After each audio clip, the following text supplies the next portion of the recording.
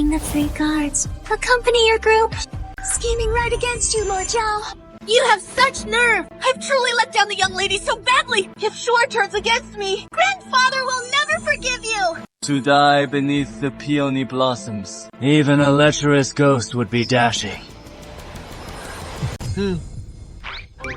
Why is this chest so flat? How does it feel? Doesn't this chest feel just right to you? These clothes. Where is this place? We've arrived! Oh, no. Today I must hack this shameless beast to death! Master, please don't! Master, you are still the apple of my eye! If you kill him, it'll be the end of me too! You still dare claim it is all because you spoiled him! He has been idle and useless all his life. That is one thing. But yesterday, he even violated Duke Han's granddaughter. The Yang family are paragons of loyalty and valor. All 3 sons fell on the battlefield, leaving just their sole granddaughter, who was defiled by this beast yesterday. Yanmen, I've time traveled and become the son of the Minister of War in the Great Zhou Dynasty. A notorious dandy known to all. If I don't kill him, I'll have to answer to Duke Han myself. Get out of my way! Get up! Please, quell your anger!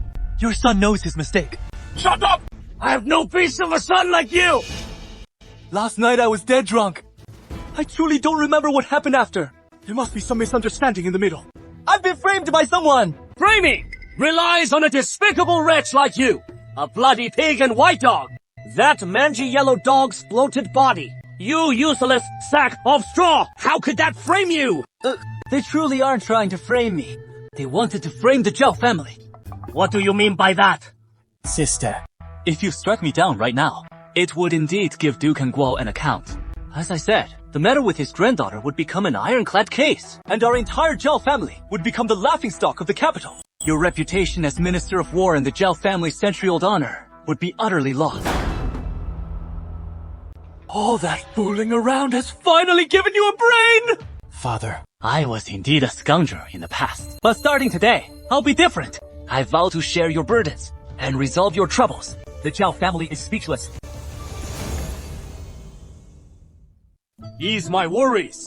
Keep the Zhao family safe and secure. You're planning to compose another ditty like Yellow Dog with White Fur, a White Dog with Yellow Fur quatrain, to apologize to the Duke of Nguo. Master, since that poem wasn't exactly pleasing to the ear.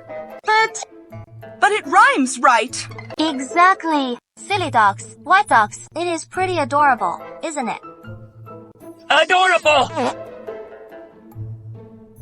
Since father thinks my literary talent falls short, then let this child embarrass himself once more.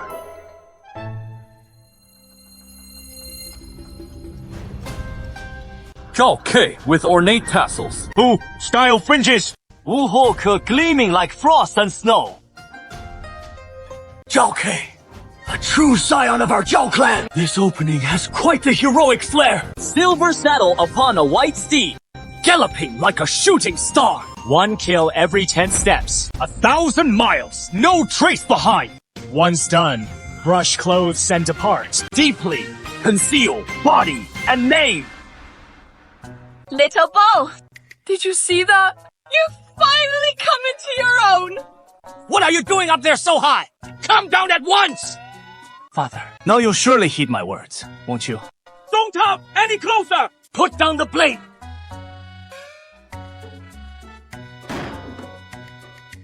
Master, this is fast!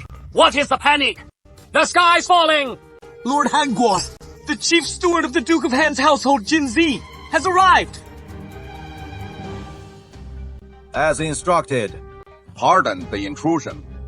Young Master Gao, our Lord Duke requests your presence. 100,000 northern D troops besiege the gates. Yanmen pass cries for aid. I have posted the imperial edict for 3 days, seeking wise counsel from across the realm. Yet why has no one come forward? Your Majesty, with night curfew and biting cold, please safeguard your imperial health. Still no one to accept the challenge. The Northern D have a fierce reputation. Even the governors and great families are still watching and waiting. If no one steps forward to accept the call, Madam, please understand. Then I shall lead the expedition in person. Your Majesty. Absolutely not. You are a body worth a fortune.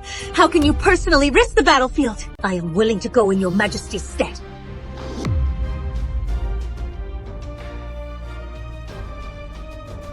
the Son of Heaven guards the nation's gates. The monarch dies for the altars of soil and grain. The territory bequeathed by our ancestors. We shall never abandon it again.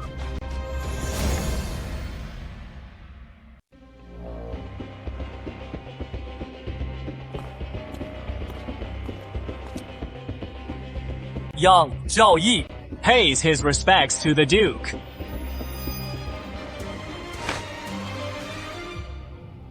The matter of my granddaughter. How do you intend to resolve it? But the matter has come to this. A mere youth like me has no way to defend himself. Yet I am willing to take full responsibility for Miss Yanren. Otherwise...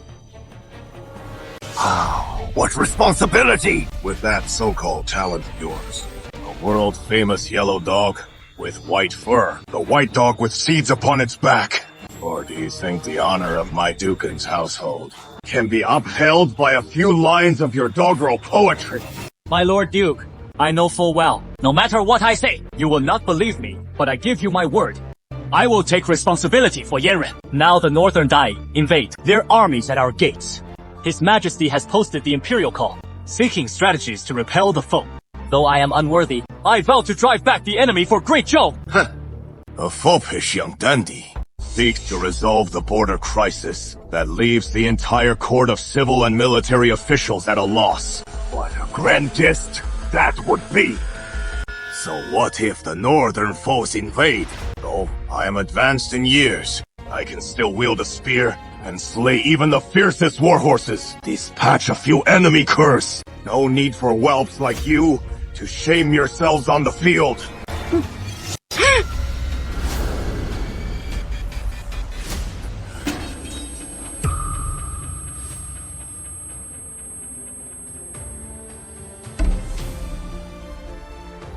My Lord Duke, please quell your anger. I know well that you are like the old steed in the stall. Your ambition still spans 1,000 li, but I refuse to linger in your shadow.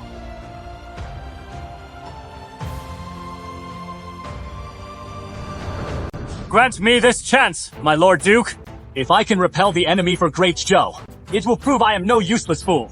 Worthy to stand at Miss Yanren's side. If I perish beneath the Northern DI's blades, then it shall be the price I pay for my past follies. This will also preserve the honor of both you and the Zhao family. This way, it can preserve your honor and that of the Zhao family. Very well. I shall trust you this once. If you can repel the enemy for the realm, the past matters shall be wiped clean. If this is mere showmanship, I advise you to perish on the battlefield. If you return, I will personally snap your neck. My thanks to you, Lord Guo. This is a letter. This one has written to Miss Yanren. I beseech Lord Guo to deliver it on my behalf. Be gone.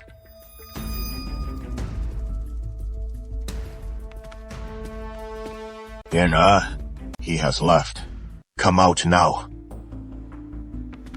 Grandfather, why did you not kill him? He is the sole heir of the Zhao clan. If I were to kill him, the Zhao family would fight me to the death, and the court would be thrown into turmoil. Moreover, as I observed his words and demeanor just now, his gaze was clear.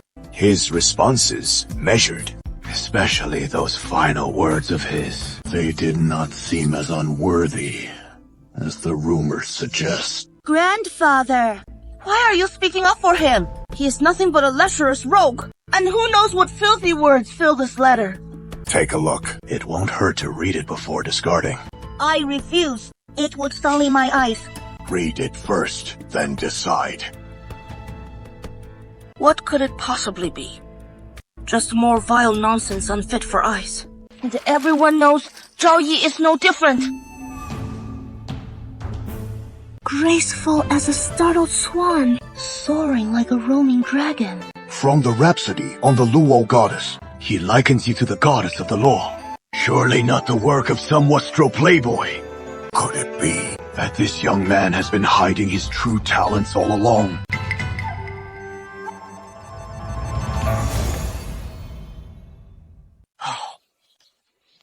Here you go. Sister.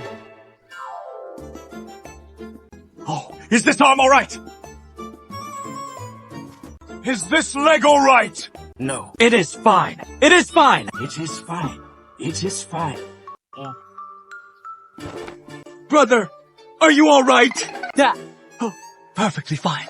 I know you're worried about me. If I care about you, I'm afraid you'll get beaten to death, leaving no one to care for me in my old age.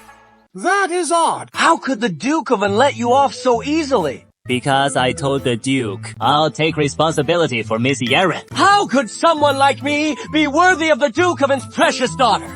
Let alone her falling for a top playboy like you. He looks down on me as a good-for-nothing. So I need to prove I'm not just a playboy. Once I've achieved success and fame, then I can properly ask for her hand in marriage. So how will you prove it? By sharing His Majesty's burdens and repelling the enemies for Great Joe. The Imperial. What? You mean the northern enemies besieging Yanmen Pass? Exactly.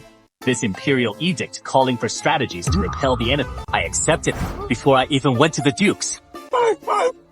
Are you trying to get our entire Zhao family executed? Oh my! Today I will beat this arrogant fool to death! If I don't hit you, I'll burst! Minister Zhao!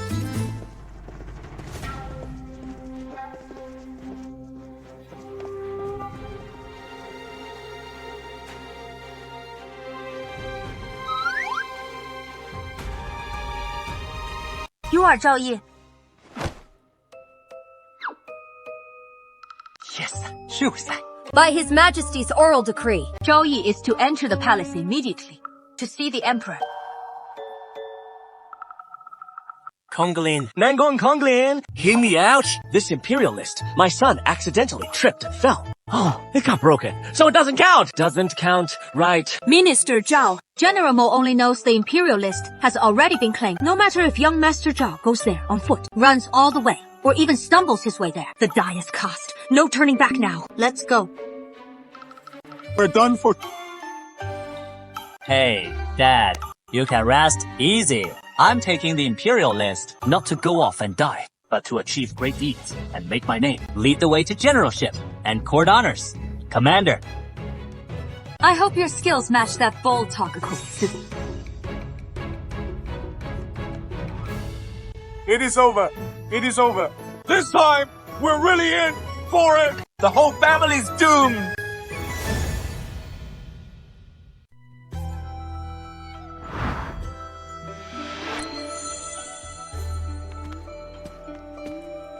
His Majesty has brought it along with him. I pay my respects to your Majesty.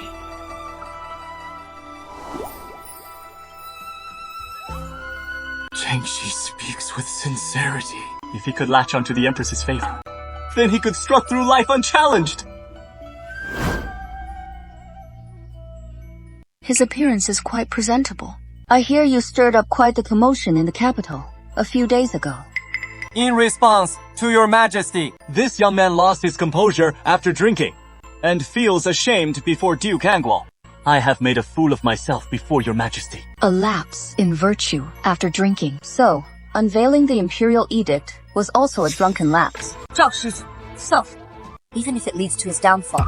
So be it. I, considering your Zhao family's generations of loyalty and valor, will not hold it against you. In the future, do not treat affairs of state as a jest. The black one, then.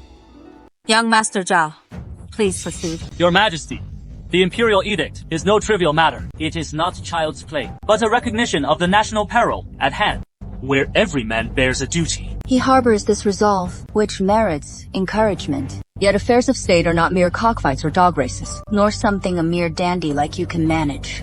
Young Master Zhao, your Majesty offers kind counsel. Do not squander this imperial grace. Please, go ahead. Zhou Yi, what do you rely upon? This young man dares not defy. But your majesty, the imperial edict clearly states that anyone with a sound strategy to repel the enemy, regardless of their background, may seek an audience. This humble soul from the dust has now arrived, yet your majesty judges him with prejudice. Who will dare to unveil the imperial edict henceforth? Who will dare offer counsel to your majesty? Insolent! Your majesty's decrees are not for a dandy like you to question. Indeed, utter nonsense. Don't blame me, Your... You dare to wager words with me. Very well. Then I shall grant you an opportunity. Thank you, your majesty. I shall pose 3 questions to you. If you answer well, I can pardon your offenses and allow you to marry the granddaughter of the Duke of Angguo in grand style. If your answers are poor. Please, your majesty, pose the questions. First question. If you succeed in the siege, the soldiers and civilians in the city vow to resist to the death. Then, after the city falls, how would you deal with the people inside? Nangong, commander, could this be adopted as a strategy?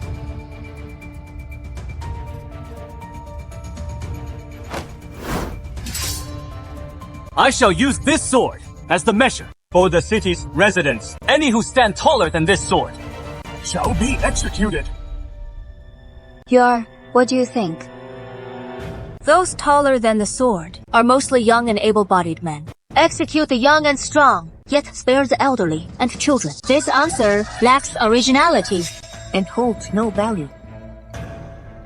Tell him why this answer falls short. So young Master Zhao spares the elderly and children. It shows some compassion for the people. But have you considered that the northern DI troops excel at seizing civilians as human shields? If you target only the young and strong, they will simply push the elderly and children to the front lines. At that point, will you strike or hold back? Did you hear that? This outdated, second-hand tactic, offered up as if it were a jest. How dare you claim this isn't a jest at state affairs? Your majesty, my sword is laid flat.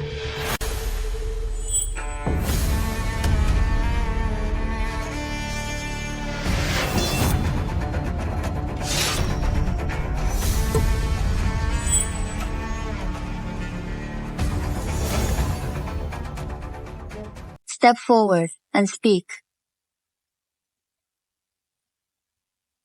Place it horizontal. That height. Even a rat peeking out couldn't reach it. What kind of earthen wall is this? It is clearly a genocide. Your majesty, Chen's strategy rises above this blade, after which the troops will withdraw beyond the city walls. But I will leave behind our finest elite troops, lurking in the shadows, awaiting the arrival of the true protagonists.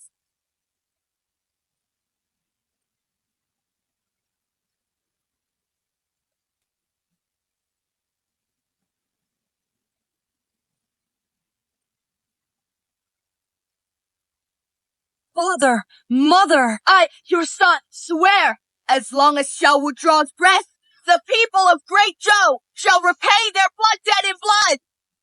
Oh, blood debt repaid in blood. Are you going to kill me? Rest assured, Zhao, Blade, spares the old and frail. Weren't you just advocating for slaughtering the city and exterminating the clan? Why the sudden mercy now? Oh, once that is said, Chen will finish him off. Didn't you claim your great blade doesn't strike? The old and young. Apologies, I wield the sword in combat.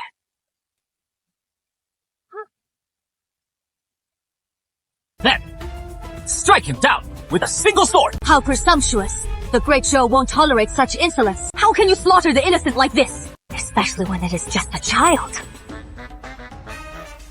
You make a fair point. Then I'll give him one more chance. Let's play a little game. If you win, I won't kill him.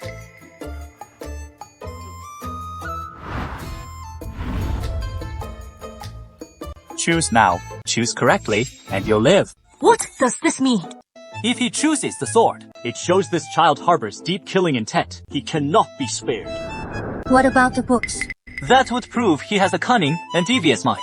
He cannot be spared. What if he chooses both the book and the sword? I want both the book and the sword.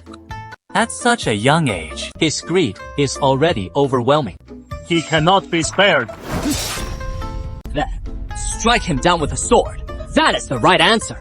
The only choice left is neither. No. No. I don't want the book or the sword! I want nothing. Very good. But you are merely mortal through and through. You cannot be spared. You sly trickster!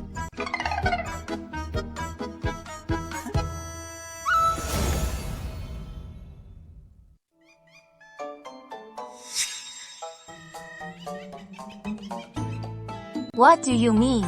No matter how this child chooses, he can't escape death. Then, what else? Wait for this child to grow up. Lead his army to breach our city walls. And slaughter our people, Commander Nangong. Can't you stop showing such womanly mercy? Minister of War Zhao Zhao requests an audience. Announce.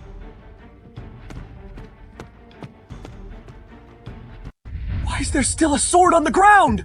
We're done for! We're done for! This woman must have stirred up a huge mess again!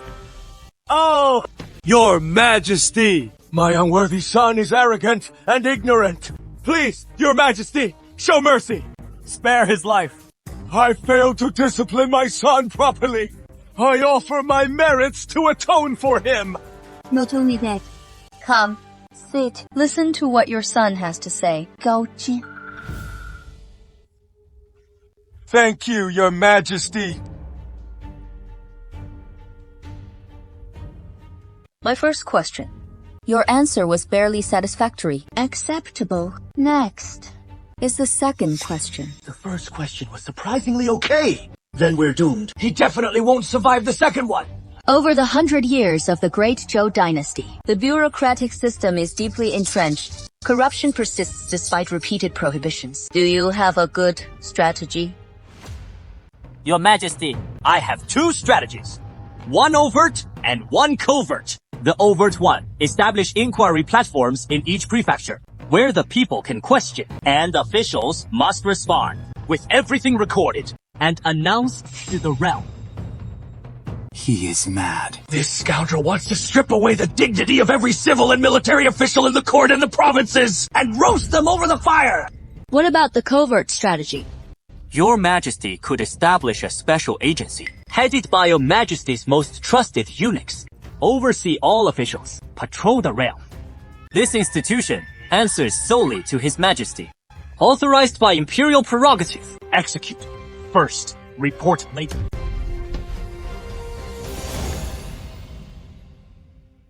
Imperial prerogative.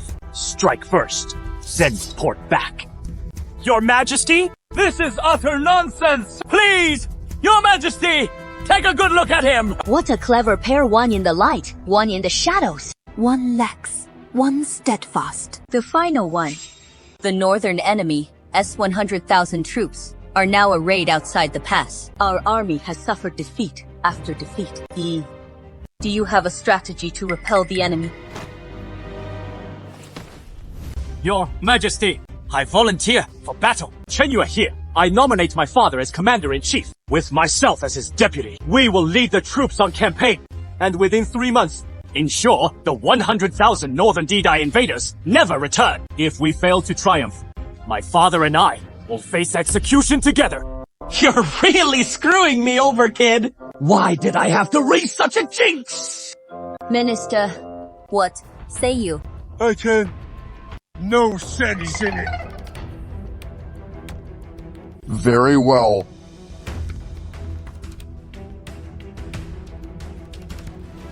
Nangong Yue, Chenzi, proclaim my decree.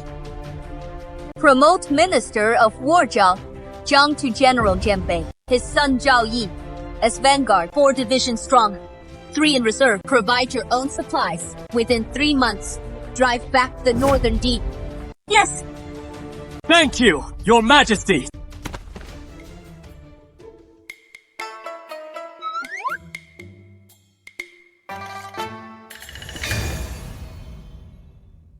Even a big knife couldn't chop him down! Smash that knife, along with your old man! You just want to keep your hide intact! This wretched beast can't be tolerated! Who are you planning to hack? Heavens, you've arrived. Just look at him! He has got our entire Zhao family roasting over the fire! 30,000 troops. And we provide our own provisions. This isn't sending me to fight the Northern DI. It is just sending me to my death! Volunteering for the front lines was your own idea. Hey! Look at yourself! Flustered and frantic. What a sight! Father, this is no trivial matter! The Zhao family has been loyal and righteous for generations. We partake of the Lord's bounty and bear the Lord's burdens. This is the Zhao family's sacred duty, especially as you serve as Minister of War. The troops haven't even mobilized yet. You've already lost your composure. You've shamed the entire Zhao family name. Victory will bring glory to our ancestors. Defeat means dying honorably, wrapped in horsehide. That, too, is the glory of the Zhou clan. Death would not befit Zhou Xiao. Well said. Grandfather truly sees the bigger picture. Is your heroic resolve truly feasible? I've heard about it. One who can compose, kill one man every 10 steps, and leave no trace across 1,000 miles. He is no mere spoiled wastrel. What about the provisions from the county stores? The grain, fodder, and armaments. I'll take care of that. You all go forth without hesitation. Should you fall on the battlefield, I'll go to Yanmen Pass myself to retrieve your remains.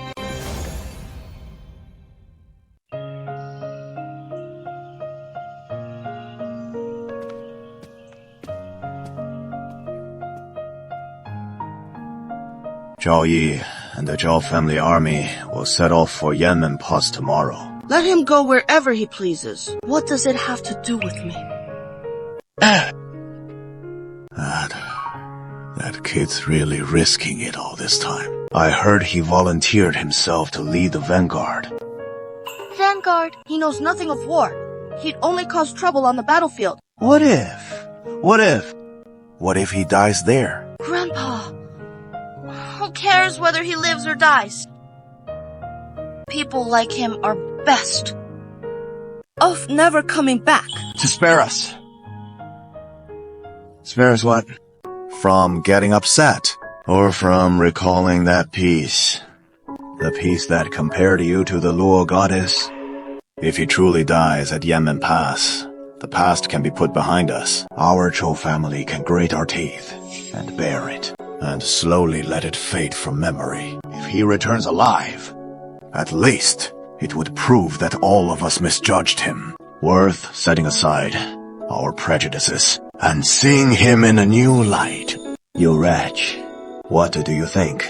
I don't know. My heart is in turmoil right now. I don't want to think about him. And don't think about it for now. The winds from Yanmen Pass will soon bring us word. Whether fortune or misfortune, whether worm or dragon, time will reveal the truth.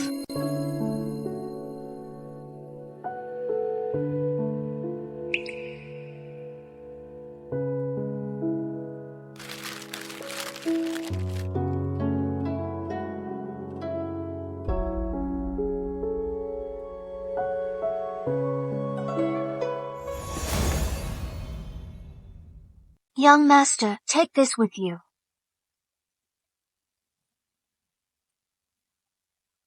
This is the one you embroidered. The embroidery isn't very good. But, young master, Xiaowen had it consecrated at the White Horse Temple, so you must carry it and return safely. Thank you. My son, it is cold up north, so make sure to wear more clothes. Your son will remember. Grandfather, is my grandson leaving? Take care, grandfather. If you're going, go quickly. And don't dawdle. Once you get there, fight well. Don't bring shame to your grandfather. All right. Grandfather, just wait for your grandson's triumphant news. All right. The auspicious hour has arrived. Wait a moment.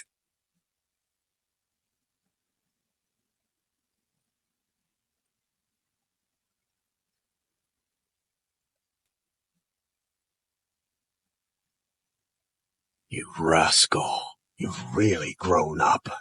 On this journey, grandfather awaits your soaring success and fame across the land.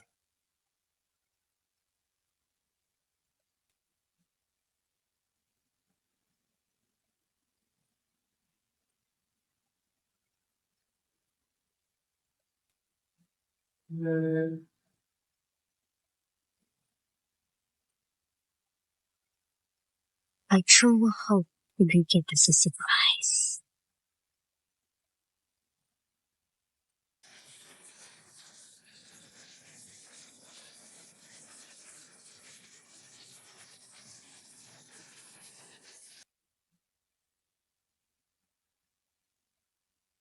It is Zhou Ziqi!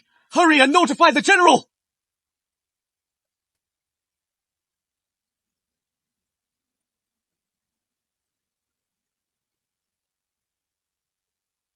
Yanmen Governor Marshal pays respects to General Jinbei. General, you finally arrived. If you'd come one day later, this Yanmen Pass would have become the gate to hell!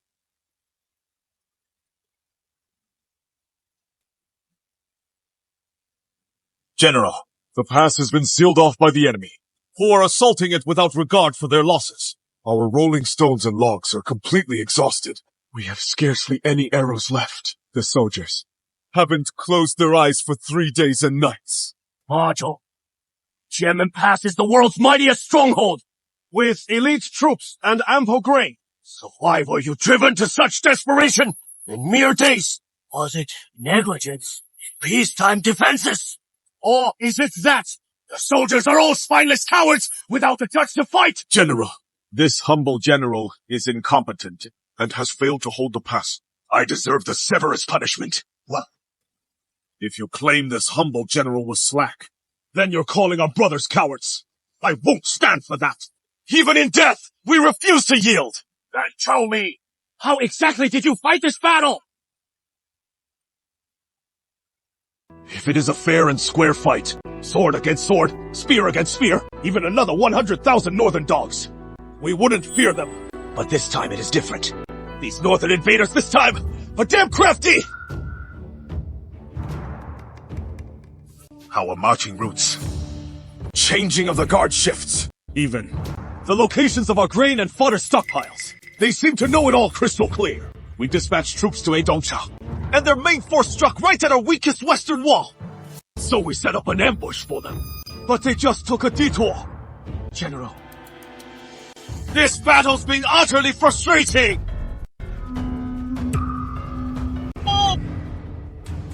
The Northerners are attacking the city again! Generals, hold steady! Don't rush in blindly! That desperate signal flag! If there is something to report, speak up instead of bolting off! We've dashed 1,000 miles to reinforce, leaving our men and horses exhausted. The enemy, rested and ready, strikes with full momentum. If we charge it now, it is likely doomed and gone. What are we supposed to do? Just watch, stand by, and let them slaughter their way in! Indeed, young general. Our rolling stones and thunderbolts are all but spent. Even if we try to hold the line, we can't hold them back. Governor Ma, tell me, what is the one thing we have plenty of in the city right now? People, and all that comes with people eating, drinking, and relieving themselves. Enough said. Pass the order. All troops in the city, handle business on the spot, gather every bit of waste. Load it into cauldrons, add water and boil it up. Hey, what did you say? This is Jin. If boiled and hurled at the enemy, it is heavier than waste oil. More importantly, this substance is utterly filthy. Severe exposure causes wounds to fester, and within 3 days, infection spreads across the body, when even immortals can't save them. Now order all the boiled ginger smeared onto the sword blades. One slash down, even if it just breaks the skin, they won't survive it. This is physical attack, plus magical damage. Let's go. Damn it! What the hell is this? Our righteous army of benevolence! I absolutely won't let you use such despicable tactics! You want to preach benevolence to beasts who seize our homeland. The city gates are about to fall now. Do you want your benevolence, or the lives of tens of thousands of soldiers and civilians at Yanmen Pass? Governor, Ma, he executes an order. If anything goes wrong, I'll take responsibility. I am very tall! Understood, sir. Let's go.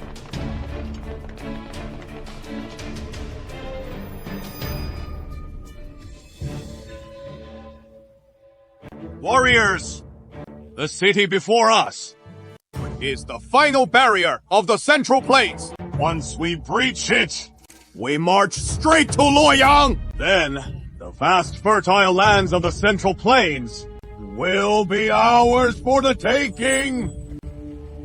Brothers, don't you want to see the lofty Empress of Great Zhou perform a sheep-leading bow for us?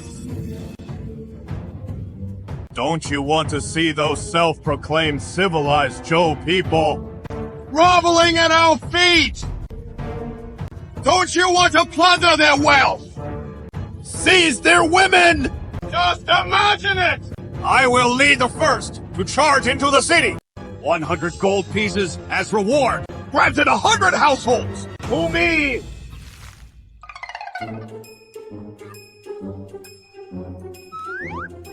What the hell is this stuff? Brothers! Bring those things up for me! Ho-ba-bo! How is this exquisite flavor treating you? This is your grandpa! I prepared it just for you! These cunning mongrels! Once it is mixed, I'll shatter you into 1,000,000 pieces! Warriors, raise Yanmen Pass for me! Do it now!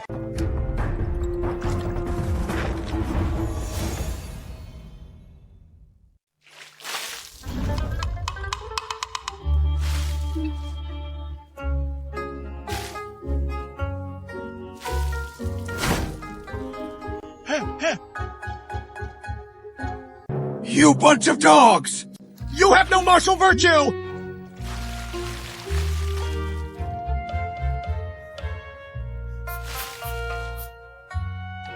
Masha, this golden branch tactic is too vicious. Our troops have suffered heavy casualties, and morale has plummeted. Why don't we withdraw for now? The hell? Go for reinforcements! Tomorrow!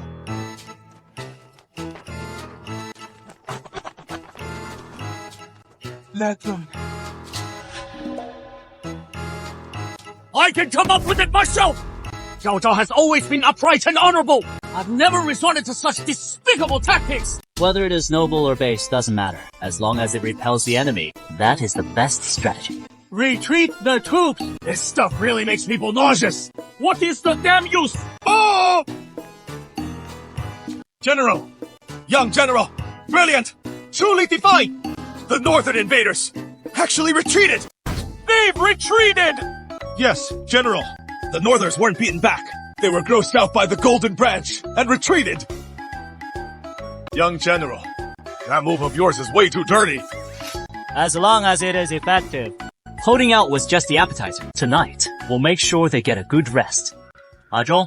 I'll lead 100 light cavalry, myself. Tonight, we'll circle the enemy camp and fire rockets to harass them. I'll stir up as much chaos as I can! With just 100 men! For a night raid against 100,000 troops! That is suicide! Like sending Majesty to his death! General, as long as we can drive them back. A night raid isn't always a death trap of knives and fire. We're willing to give it a shot. General Shah, we'll go muster the troops right away. Hold on. Who told you to go die? Listen up. If they chase us out, you run. When they retreat, you go back in. Remember these 8 words. Enemy advances, we retreat. Enemy retreats, we harass to make them crumble. What kind of battle tactic is this? It is downright childish! Young General, this tactic can hold them off, at least. But it might not last. What I'm after is precisely their mental breakdown. Turning every bush and tree into an enemy overnight. I'll make them realize that's outside Yanmen Pass. They'll just stand there and die. Give the order. Your humble general takes the command! Hey. Young General, what else is on your mind? Prepare a pipa for me. This general will join in tonight as well.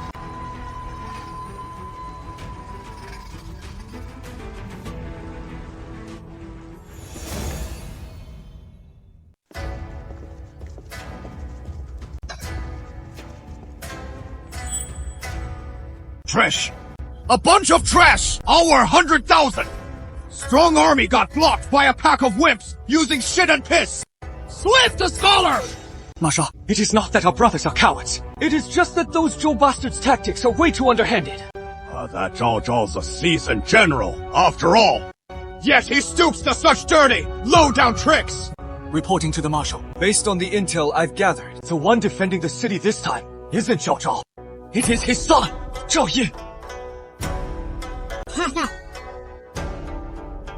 Ruins a lifetime of glory. To father such a shameful, no good son. A disgrace to his lineage. Huh? The marshal's spot on. But what do we do now? The troops' morale is in the dumps. We don't dare get near those walls anymore. We can't breach them. Then we'll taunt them. Pass my orders. All brothers, rest up good tonight. Tomorrow at dawn, we'll march out and hurl insults to draw them out. We'll see about that. This so-called land of rituals and propriety. How thick can their faces really be? Got the guts to come out? Face Grandpa in a fair square fight. Yes! Once we take the city. First thing, grab that little punk Zhao Yi and drag him to me. I want him to watch with his own eyes as we force his precious golden branch down his throat. Your humble servant obeys.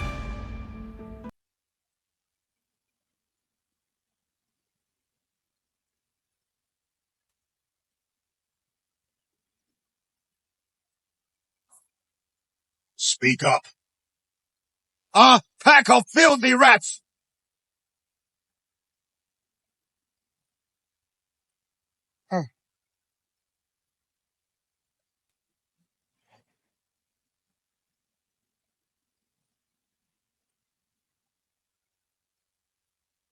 What is that sound? Marshal! Bad news! The Yanmen pass defenders are charging out to attack!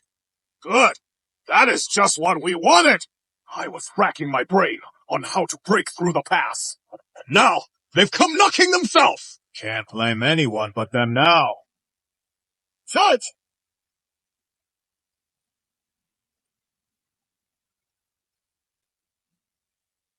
You can't help but cry out, how I long to return to my hometown, to be by her side again, to let her gentle kindness soothe my aching heart.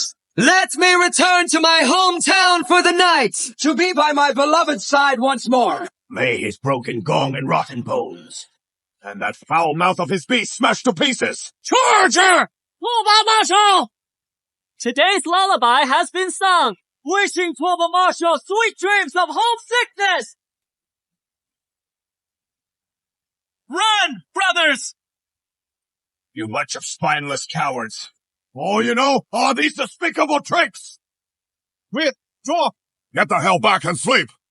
Yes, sir!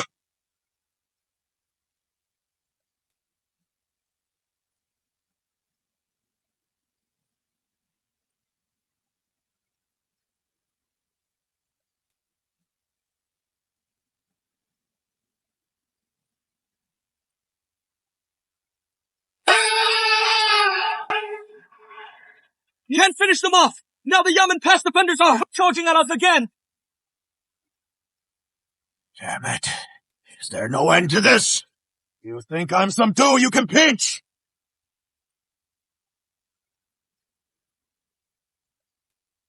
The wind twists and turns, blowing to the shores of my homeland. Gently, it returns home time and again. I hear the longing to go home. It is my mother hearing the call from my childhood days. If they keep this up, they'll say it is the enemy's ploy to break our will! Kill. Kill. Kill! At all costs, charge forward for me! That little bastard Zhao Yun! Rip out his tongue for me! I'll feed it to the dog! Understand? Masha, it seems you still don't appreciate our refined art. 算呀,算呀. A true kindred spirit is hard to find. Brothers! 上杠!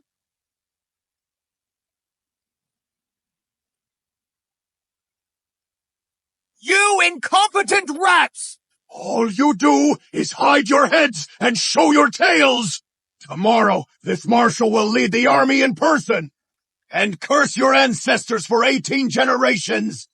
I'll swear by Tuoba, I won't stop! Brothers, this camp outside the pass, what is that? It is 100,000 fruits emerging from the abyss. Look! It is a phantom beast! We've tormented it so much, it couldn't sleep a wink all night. A weary trapped beast that can barely lift its blade. Our great marshal is dozing in his tent. Their soldiers are nodding off outside the tents. This is the weakest moment for their army of 100,000. What is this Yanmen pass? It is the windbreak shielding us orphans from our parents. The backbone of our great Zhou. We've shattered their arrogance with our golden branches and smashed their sweet dreams with war drums. No, we should let our blades in hand tell them who the true masters of Yanmen really are. Sun and moon, mountains and rivers endure forever. The great Zhou's realm endures forever. Let's go!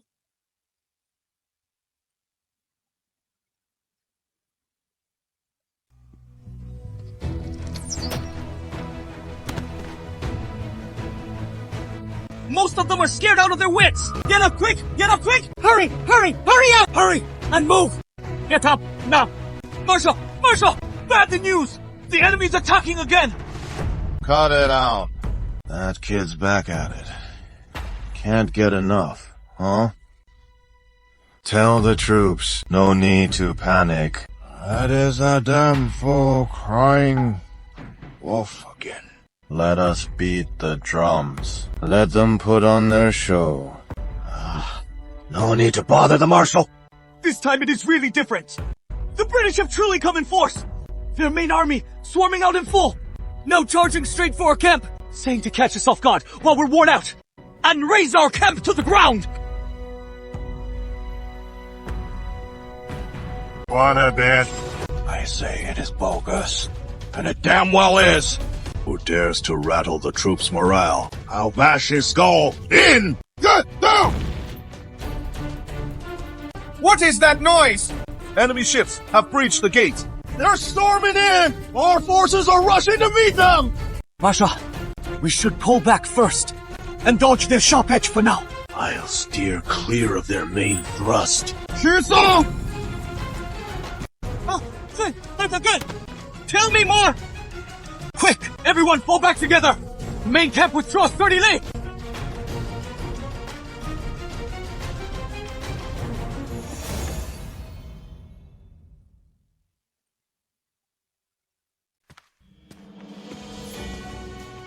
Reporting to General Leopard, Junior General, in last night's battle.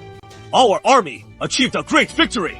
The enemy suffered heavy casualties and was routed in complete disarray. Preliminary count shows over 10,000 slain, thousands captured, and we seized countless weapons, grain, and supplies. Carefully gather the bodies of our fallen brothers.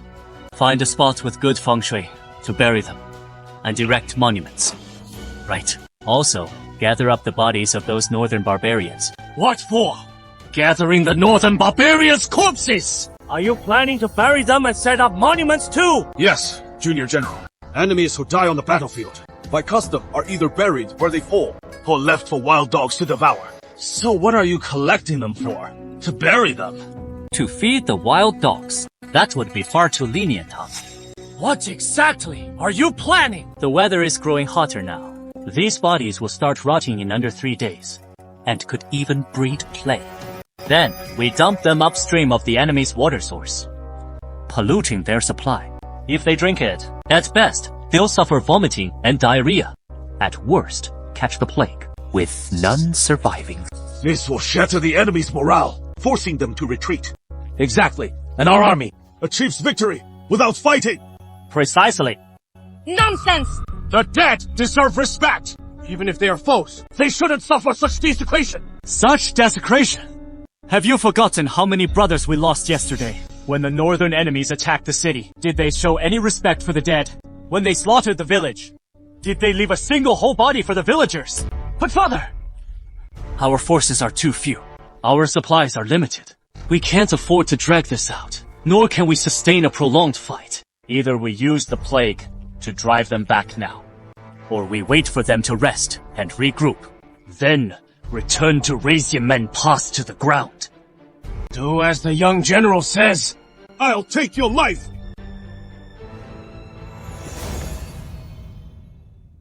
I say, the Zhao Yi 简直不是the despicable. He even threw the bodies of our Zhenwang brothers into the upstream river. The troops are in a panic, complaining of vomiting and diarrhea, and burning up with fever. Just 3 days in, and over 100 men are already dead. What do you think? What should we do? We should withdraw the army at once. Otherwise, if the plague spreads further, the entire army will be doomed. Do you think I don't want to pull back? An army of 100,000 men slinking back home in disgrace like this. Where would you and I show our faces? Shuai, as long as the Green Hills remain, we'll never lack for firewood. If we keep pressing the fight, forget about face.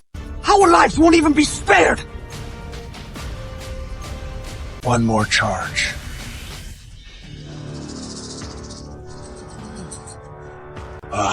The final one.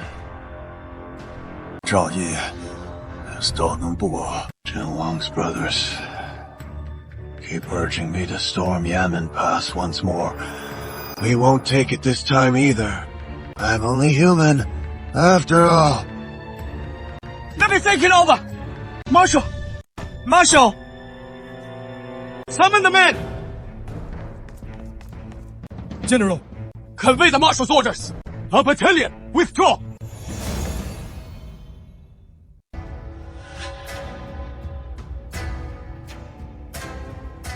Your Highness, urgent report from the northern border. Tuoba Yuan has been defeated. His 100,000 strong army has withdrawn from beyond Yanmen Pass. Defeat! Tuoba Yuan, this reckless brute, is nothing but a worthless fool. We planned for him to fight Dazhou to mutual destruction. Then our South Yue golden elites could march north in one decisive stroke. Perhaps even seize some easy advantages. And if fortune favored us, storm Luoyang to claim the Empress's throne. But now, this idiot has ruined it all. My lord, what a spoil sport. Our scouts report that the one who defeated Tuoba Yuan is Zhao Yi, son of Zhou General Zhou Zhou. Zhao Yi! What tactics did he use to rout 100,000 northern polar wolf riders? This man's methods are deviously cunning, employing the filth, drenching assault, and polluting water sources with corpses. Such intriguing tactics. Truly a man who defies all convention.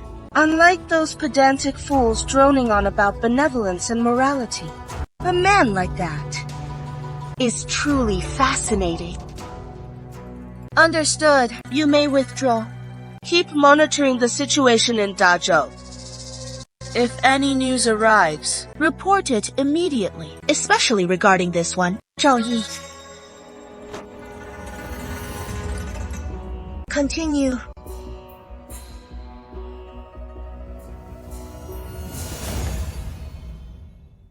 The Beide forces have suffered a severe blow. Tuoba Yuan is still shaken to his core. At least for a year and a half, they won't dare approach the pass again. General Shao, masterminding from the shadows, has toyed with the enemy, holding them completely in his grasp. Truly a divine tactician. It is just a pity. Our troops are too few. Otherwise, we'd have captured Tuoba Yuan and left him to starve, buried beyond Yanmen Pass. Grand General, young General, Governor Ma! I found this while clearing out Tuoba Yuan's camp. This is the troop rotation deployment map for Yanmen Pass, and the grain supply stockpiles, and the armory locations! This parchment is only made in the capital. That means... General, you've seen it now, haven't you? I wasn't lying! Our brothers aren't cowards! They weren't afraid of death! Someone stabbed them in the back! General, they died so unjustly! Macho, my good brother, gone just like that! You look after them for me. I was blind. I wrongly accused you. Those who fell defending Yanmen Pass. Our brothers! Traitors selling out the country deserve 1,000 deaths! Governor, Ma, rest assured. Once we return to the capital, I will surely seize this treacherous beast who betrays us from within. Indeed, I will take the traitor's head to honor the heroic spirits of our fallen soldiers at Yanmen Pass. Thank you, General, for seeing the truth, and young General, for your trust. No, time to lose. We must hasten back to the capital. As long as this traitor remains, the realm will know no peace. General, young General, for this great favor, words cannot express our gratitude. Trouble at Yanmen Pass, we shall not forget your kindness.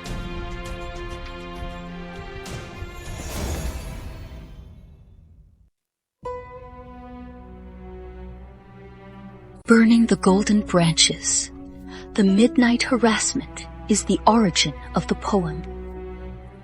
Is this something a person could really do? This war's dire straits truly call for unconventional measures. Proclaim my imperial decree. Summon the vanguard, Zhao Yi, to the general of Zhenbei. Exhausted from the long and arduous journey, with merits outstanding and renowned, allow Zhao Qi and his son to return home and rest for a day. At tomorrow's morning court, the honors shall be bestowed then. Mother! Your son has returned. It is good that you're back. It is good that you're back. Let me take a good look to see if you're hurt. Where are you injured? Any scrapes you didn't notice? See, I'm all healed up now. As long as you're unharmed. As long as you're unharmed. Come and tell Grandpa all about it. Good lad. I heard you gave that old fox Tuoba Yuan a real thrashing at Yanmen Pass this time. All those shady tactics. You've amused your grandpa. In the art of war, deception can lead to victory. That is the mark of true mastery. Far better than your father's stubborn ways. Come here. Sit down and tell Grandpa everything.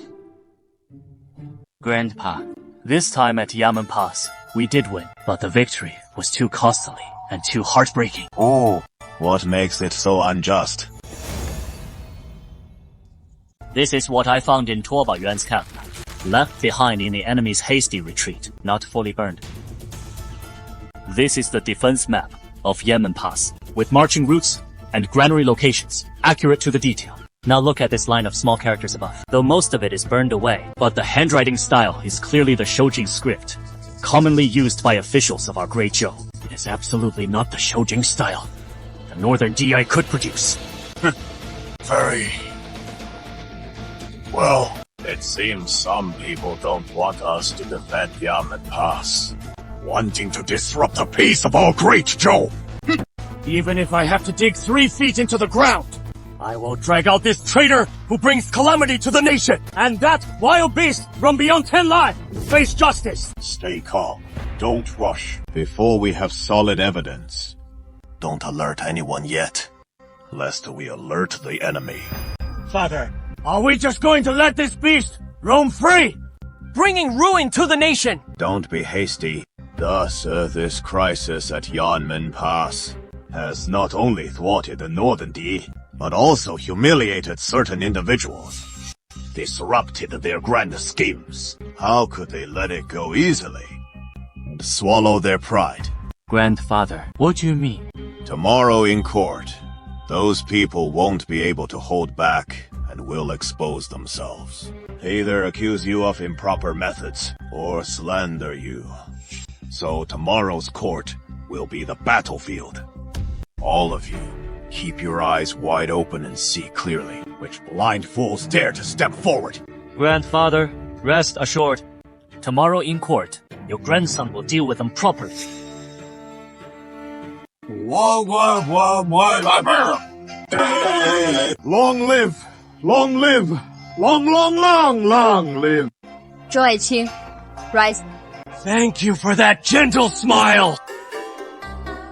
What a shameless lecher. This time, the northern border's might has been upheld by Northern Garrison General Zhao Zhao's masterful command. A monumental feat. First, we promote Zhao Yi, whose cunning strategies abound, as within 7 days he repelled the Northern DS 100,000 strong army. And I shall reward them generously. Elevate Zhao Zhao to governor of Anbei, overseeing the 11 and 300 divisions, and appoint Zhao Yi as vice minister of the Ministry of War.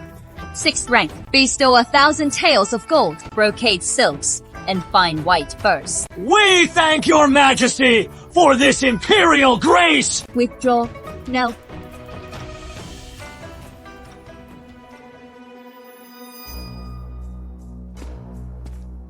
Your Majesty, I have a memorial to present. Your Majesty, I have a memorial to present. Proceed. General Zhao Yi has merit for repelling the enemy, displaying divine might. I admire him. But the tactics he used at the border simply violate the harmony of heaven. Utterly horrifying. Very well. What exactly is this method that harms the harmony of heaven? First of all, he ordered the soldiers to brew golden juice and to splash it on the enemy army. Second, he actually threw enemy corpses into the water sources, sparking outbreaks of plague everywhere. These are all strategies to repel the enemy. What is wrong with that? Your Majesty. Oh, great! Zhou is the Celestial Empire, upholding the kingly way and practicing benevolent rule. Such inhumane deeds, if they get out, I'm afraid the people of the realm will point fingers at our great Zhou. Indeed. They're the work of bandits. Sure enough, true to his upbringing, the treacherous minister shows his true colors. Censor Chen, is it? That is right. It is this official. Let me ask you, when the northern DI troops were besieging the city, where were you? When the Yanmen Pass soldiers were fighting for their lives on the front lines, where were you then? Spouting nonsense. Shut your mouth! What golden juice is inhumane? If I hadn't done that, could you be standing here safe and sound, yapping at me about golden juice? If you think splashing golden juice is inhumane, then go on. Go reason with Chuba Bia. Use your hot air to blow back the 100,000 northern DI troops. You, what do you mean? You folks like you stuff your faces till they're greasy. But your heads are filled with nothing but filth. Let me tell you, that is exactly what brains are for. Dirty tricks. I won. I saved the Yanmen Pass. I saved the Great Zhou soldiers. I even saved the right for a beast like you to keep spouting your nonsense. Now you're turning around and biting the hand that feeds you. Do you have any shame left? I've never seen such a shameless, brazen villain.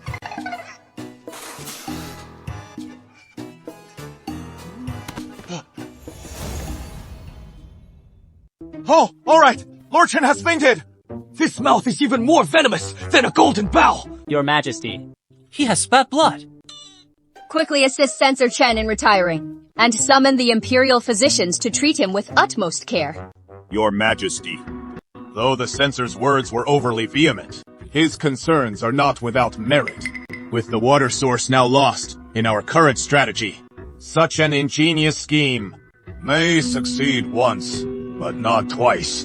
Should the northern D tribes return with a vengeance, I'm afraid it would prove ineffective.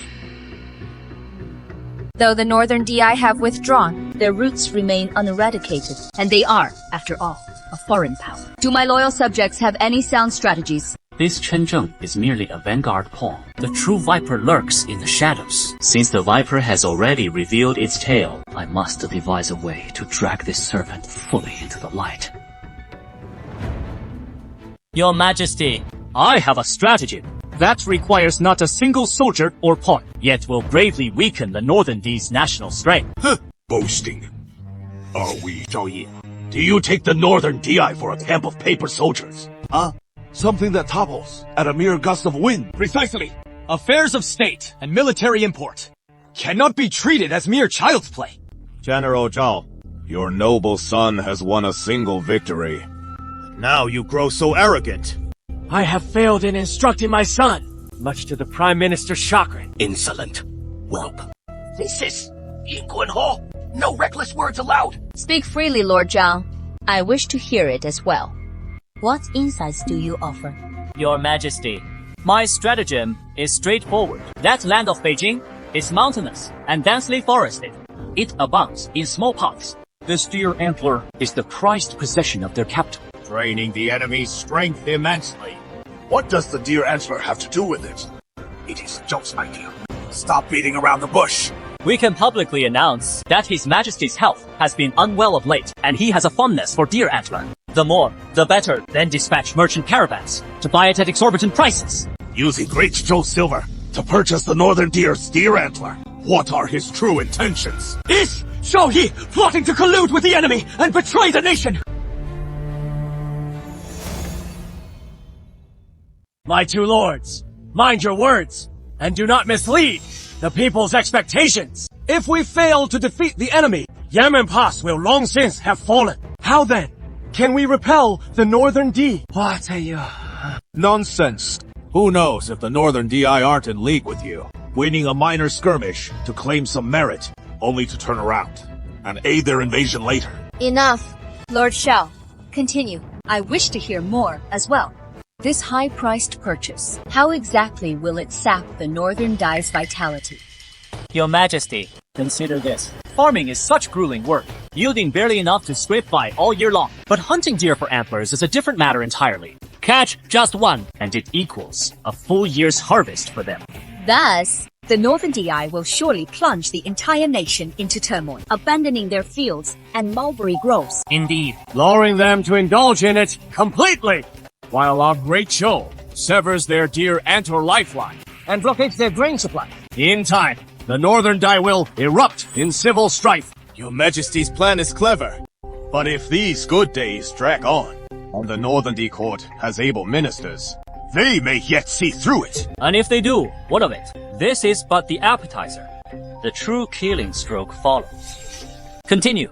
Our caravans, while buying deer antlers, can also bring along some superior seeds. Sell them discreetly to those among them who still wish to farm. What utter rubbish! Do you know why the Northern DI invade our great Zhou? It is for our grain, and yet you would hand them our finest seeds. Your Majesty, this is the enemy, a crime beyond forgiveness. Oh, come now! What nonsense is this? Look, here, another nut. I sold them the two excellent varieties. Not raw, but ripe. Ripe. The two ripe varieties. Cooked ones, two kinds. These two kinds of cooked seeds, even if planted in the fields, they won't sprout. But next year, the Northern DI will have no harvest at all. The people will all starve to death. This way, we can conquer the Northern Dai without spilling a drop of blood. Exactly. A two-pronged approach isn't enough. We need something even more ruthless. Tell me quickly. We can mint copper coins. Don't use good copper. Just use the worst quality copper. Even mix in some impurities. The coins minted this way will look just like official currency on the surface. But in reality, they're just scrap metal. What you mean? Use these inferior coins to buy their grain. Exactly. Your Majesty, think about it. By then, their people will scramble to make up for the food shortage, abandoning agriculture. Fewer and fewer will want to farm, because these two kinds of cooked seeds yield no harvest. Their treasury will be piled high with our inferior coins. By that time, what will it be like? The Northern D's economy will completely collapse. Their state will rot away from the inside. In that case, we won't need to deploy a single soldier to take the Northern down. Vicious. This scheme is downright poisonous. This plan is tightly interlocked. Complementary, inside and out, young Master Zhao is truly a genius. Once this combination of blows lands, even if the Northern DI doesn't die, it will be gravely wounded. You're no damn good, you bastard! Aren't you afraid this will violate heavenly harmony and damage your virtue? Violate heavenly harmony? But it is not me who is harmed anyway. What do I have to fear? Besides, I'm just sharing your Majesty's burdens, helping the Great Zhou expand its borders. This is a tremendous boon. Well said. Your Majesty, the key to this scheme is swiftness and utmost secrecy. May your Majesty rejoice forthwith, for it is life itself.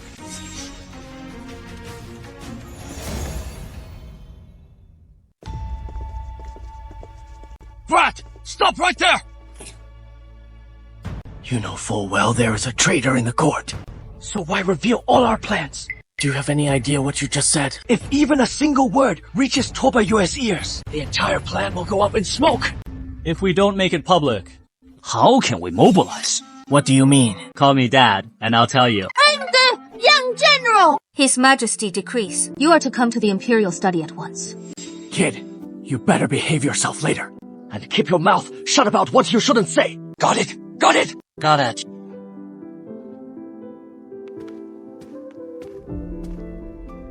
Your Majesty. Sit. Thank you, Your Majesty.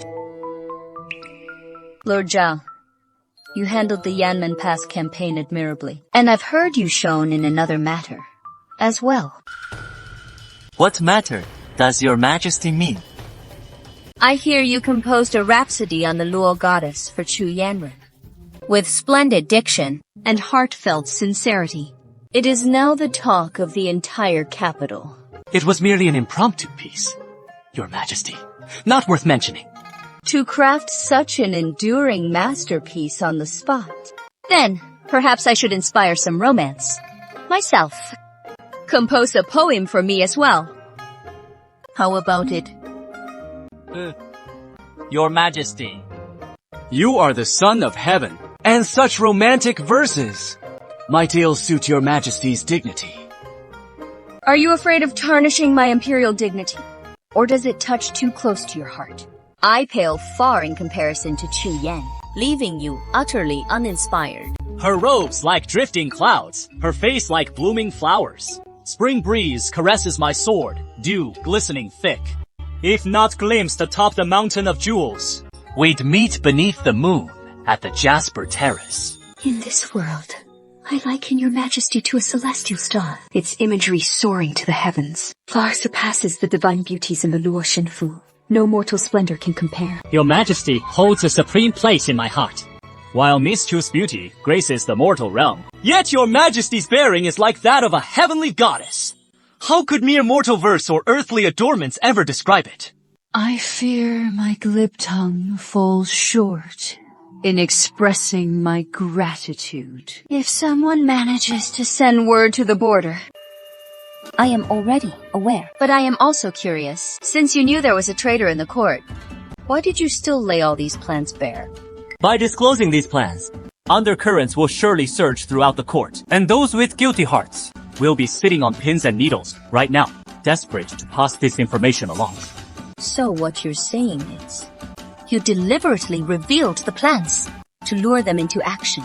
As long as we station Imperial guards and secret agents along every road to the Northern Deep and conduct thorough checks, we can follow the vine to the root and capture the traitors. But what if they actually get the plans to the border? Your Majesty, this is an open stratagem. Even if the Northern DI learn of it, they'll still find it hard to counter. First, under heavy oppression, brave souls will rise, even if the Northern DI court issues a trade embargo in the face of such force. The ban will inevitably ring hollow. Second, make the feigned seem real, and the real seem feigned. The two kinds we seldom are a blend of true and false. By then, truth and lies will be hopelessly mixed. How can the Northern DI court possibly ban them all? Third, bad money drives out good. This is an economic law. Unless the Northern DI seal themselves off completely. Otherwise, it is impossible to unravel. Good. Well said.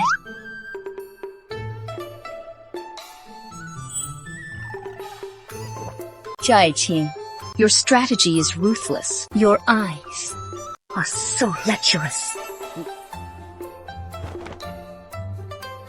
I'm wondering whether to use your strategy against the Northern D first, or gouge out your eyes first.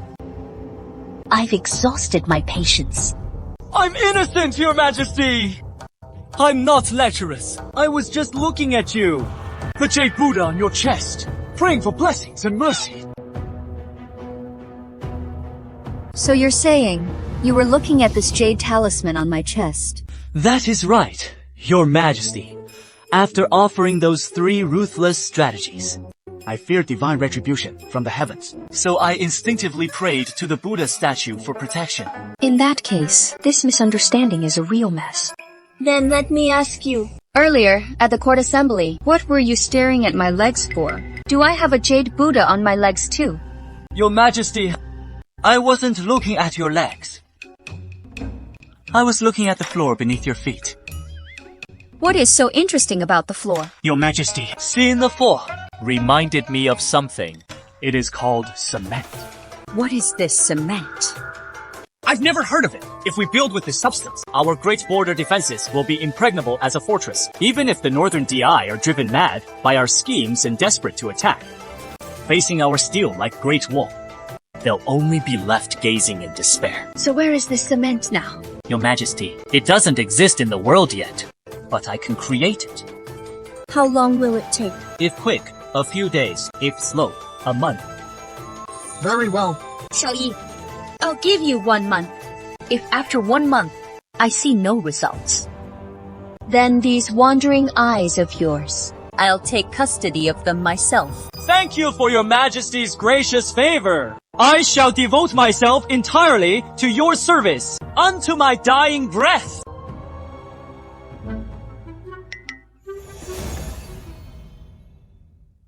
Prime Minister! Prime Minister. Prime Minister, what shall we do? I never imagined General Zhao would devise such an unconventional ploy. The 3 vicious schemes he presented in the Golden Luan Hole today. Xiangyu, hear me out. This is a ruthless extermination scheme. If we truly allow him to carry it out, the Northern DI will surely be left utterly depleted. Then Zhao Yin would be invoked as Marquis, an appointed Prime Minister, would he not? What foothold would we old officials have left? Wang, no matter how venomous his scheme, it still requires someone to execute it. The key lies in the timing. We must dispatch the message before Great Zhou launches its strike. Understood. I'll contact Minister Sun at once and ensure the message is delivered.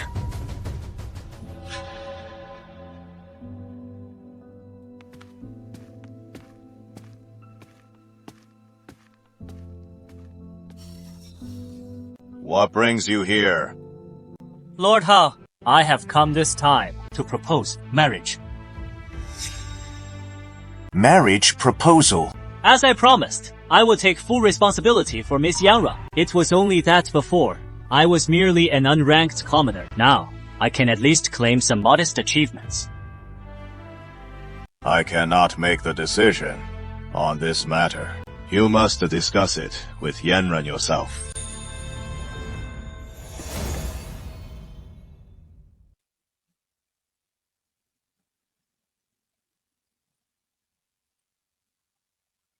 Yanren.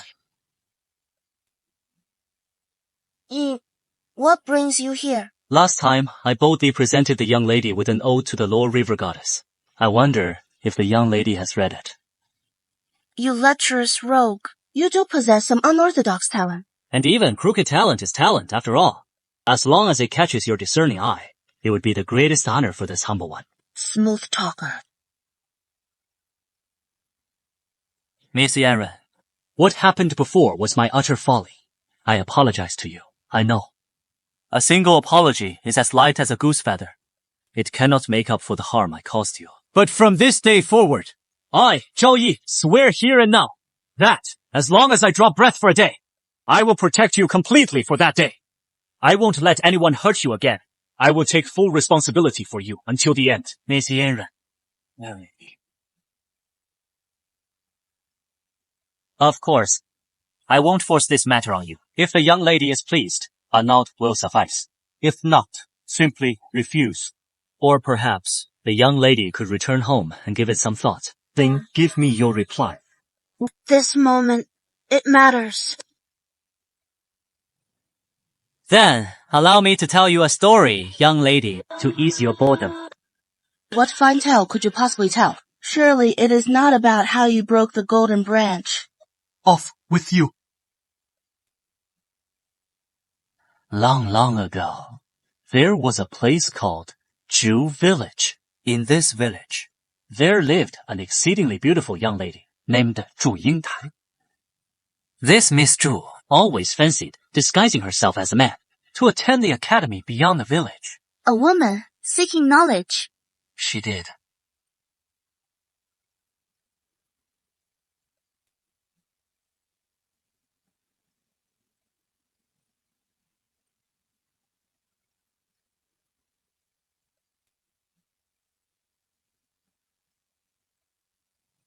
That Ma Wenkai was the true bully, relying on his power to forcibly marry Zhu Yingtai. When Liang Shenbo learned of it, he was filled with grief and indignation, succumbing to love sickness. he fell gravely ill and never recovered. And then, what happened? Well, later. The hour grows late. I'll take my leave for now. I've imposed on you greatly today. Miss, please forgive my intrusion. Wait!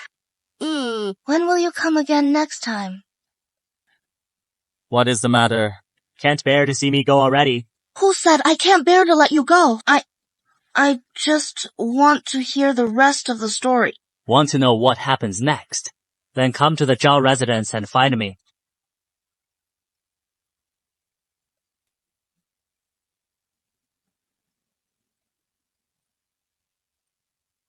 What is this? Her very soul has been captivated. Grandfather.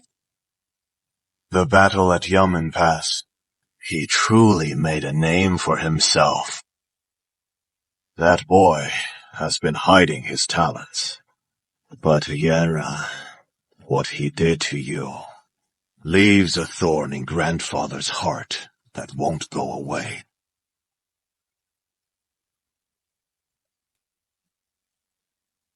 Grandfather, that day's events, I've been thinking about them. Something just doesn't add up in so many ways. Where exactly? Speak plainly. I remember that day at the banquet. I only had a few cups of light fruit wine, yet I suddenly felt dizzy and disoriented, and my consciousness grew increasingly blurred. Then, an unfamiliar maidservant quietly led me to a secluded side chamber to rest. And when I awoke, Shouyi was already lying beside me. Grandfather, do you think we've been set up by someone? Are you saying someone orchestrated a trap? The chamber where I rested was extremely remote, and Shouyi was completely drunk. So how did he pinpoint the location so precisely? What a vicious ploy. Truly killing two birds with one stone. It ruins your chastity and destroys the Zhao family. That scoundrel pitting the Chu and Zhao families in a deadly feud with no chance of peace. Grandfather, so what should we do now? Yenra, this is no small matter before we uncover the truth. Remember, keep this completely under wraps. Grandfather will investigate personally. We finally settled things at the Duke of Nguo's mansion. Now, we need to figure out how to raise funds for producing cement. Father! Brat! You're not seriously knocking on the door, are you? Why would I knock on the door in my own home? What kind of nonsense? Are you scheming now? I've sworn a military oath to His Majesty to produce cement. At your age, still messing around with cement? There is plenty of water in the pond outside. Do you expect me to help you dig up mud? I just need money. Father, let us start with 20,000 taels to test the waters. 20,000 taels! Do you think the Zhao family's money blows in with the wind? I've been cleaning up your messes in Beijing. How much military funding did that burn through? Don't you have any idea yourself? And now you are casually asking for 20,000 taels. How the hell did I raise a wasteful brat like you? Let me tell you, forget about 20,000 taels. I won't give you a single copper coin. Isn't your vision a bit too narrow? What do I even do for a living? I'm in service to His Majesty, building a steel Great Wall for Great Zhou. If this project takes off, you could easily end up as a duke, no sweat. But now, over a measly 20,000 taels of silver, you're passing up a chance to be my right-hand man in this game, changing venture. By then, you'll be crying tears of regret and admiration. Besides, if we mass-produce this cement, we're talking serious money. Forget 20,000 taels. By then, even 20 taels, 200,000 taels, or 2 million taels will feel like chump change. This is called investing. An angel round investment. The returns hundreds, even thousands of times over. What the heck? What kind of investment is that? Just say yes or no. If not, I'll head to the palace right now and weep before His Majesty. Say my old man, over a paltry 20,000 taels of silver, derailed a major national project. You wouldn't dare! Go cry it out yourself then. Get the hell out of here! Just sit tight and wait to become a duke! Damn your old lady and that sorry hide of yours! 3 masters. I've heard you're the top craftsman in all of the capital. Young General, all that clever scheming of yours is just hot air. Hey, from today on, you three are the chief engineers of Great Zhou's ingenious mechanisms squad. Working under me means few rules. Nothing more to it. There is just one rule. As long as you do the job well. 100 taels per person. No! 100 taels! 100 taels! Hey, 100 taels! That is just the deposit! as long as you manage to produce the mercury, everyone here counts as one. 500 taels of silver for each of you. 500 taels plus the 100 half! General Xiao, rest assured, we'll make sure to handle this job perfectly for you. Yes, but what exactly are we doing next? How do we go about it?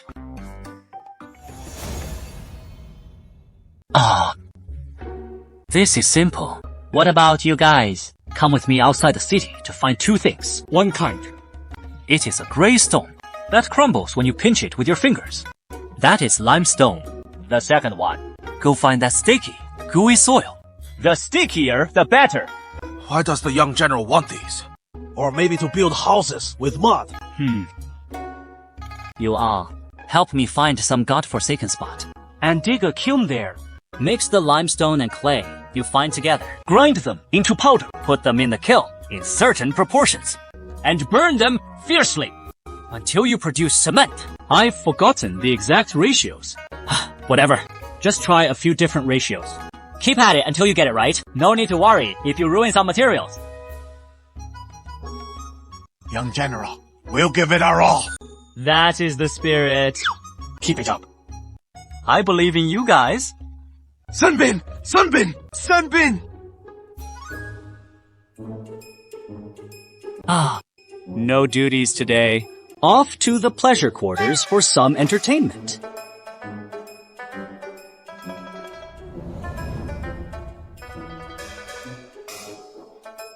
Those little vixens at the Drunken Immortal Lounge are such teases.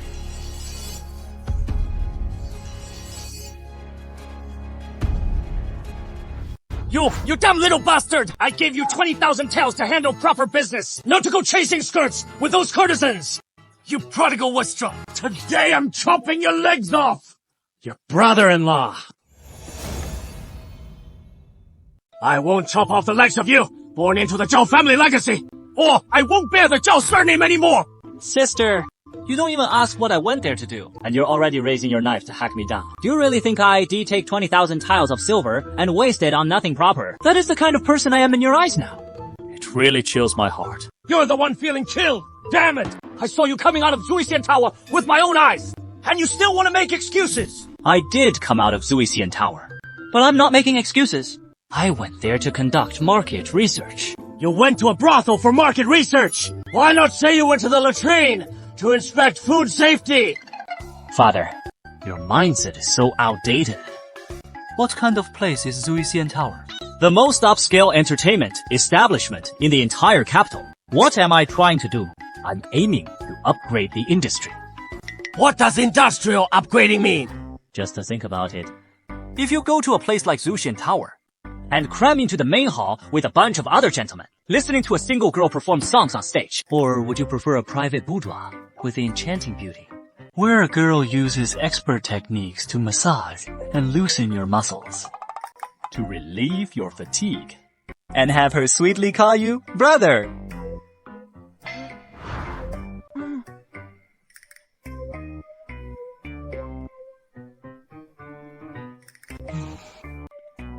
Brother. Of course, she'd call you brother. Fine. Mother, you heard all that, right?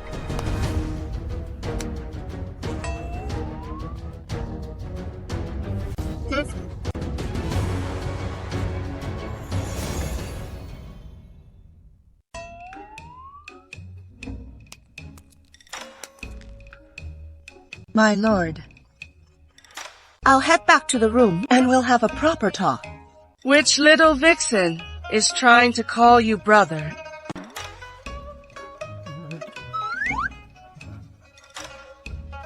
You're such a damn scoundrel. Get Can't you be a bit gentler?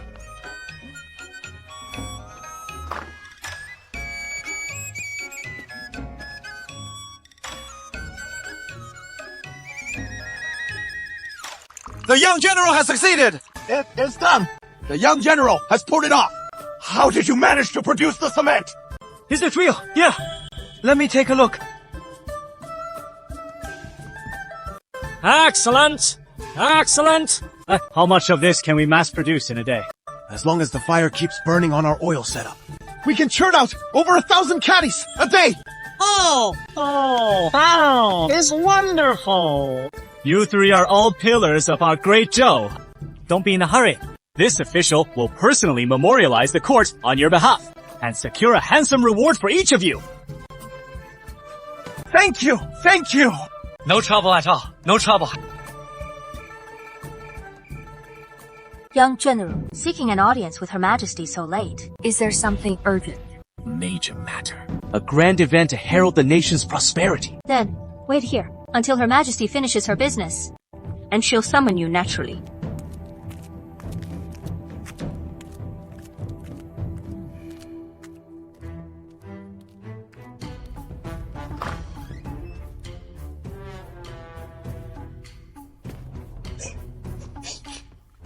Hurry, hurry. This Empress's bedchamber is truly something else. Far more luxurious than anything in my Zhao household.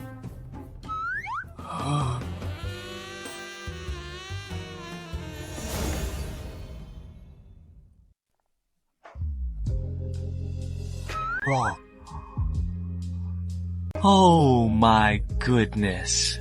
Your figure is truly stunning beyond compare.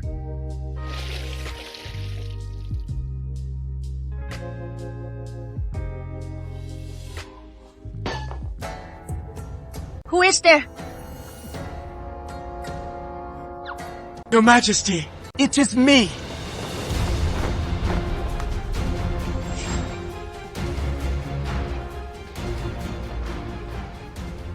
You sneaky Zhao Yi! How dare you! Peep at His Majesty! Zhen Mengyi! It was just an accident, Your Majesty! Yes!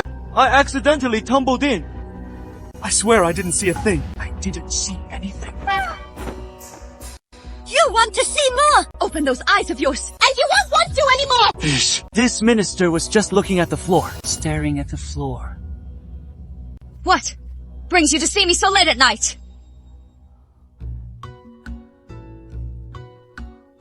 Your Majesty, I have come to present a treasure. Just a lousy rock. What kind of treasure is that? Your Majesty, this is no ordinary stone. It is called cement. Cement. So this is the cement. Didn't you say it would take half a month? How did you finish it so quickly? Well, for a man, you gotta be quick when it counts. Cut the chit-chat. Really? How do you even use it? Apply it and it sets. Solid as a rock. One application paves the road. Unchanging for 1,000 years. Is it really that magical? Talk is cheap. Come on. Demonstrate it for me. Your Majesty, you can summon Commander Nangang. Let him give it a try. If anyone can shatter this thing, I'll concede defeat. Nangang Yue. Your Majesty. It is shattered.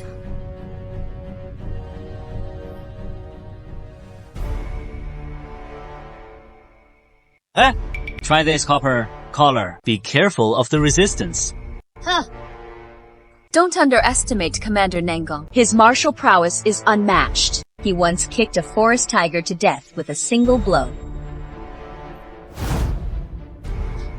Nothing impressive. Take a close look. What exactly got broken?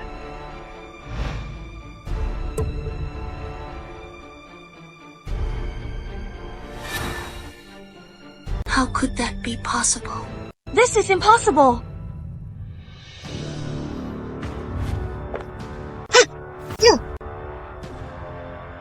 As I said, you couldn't do it. How is this possible?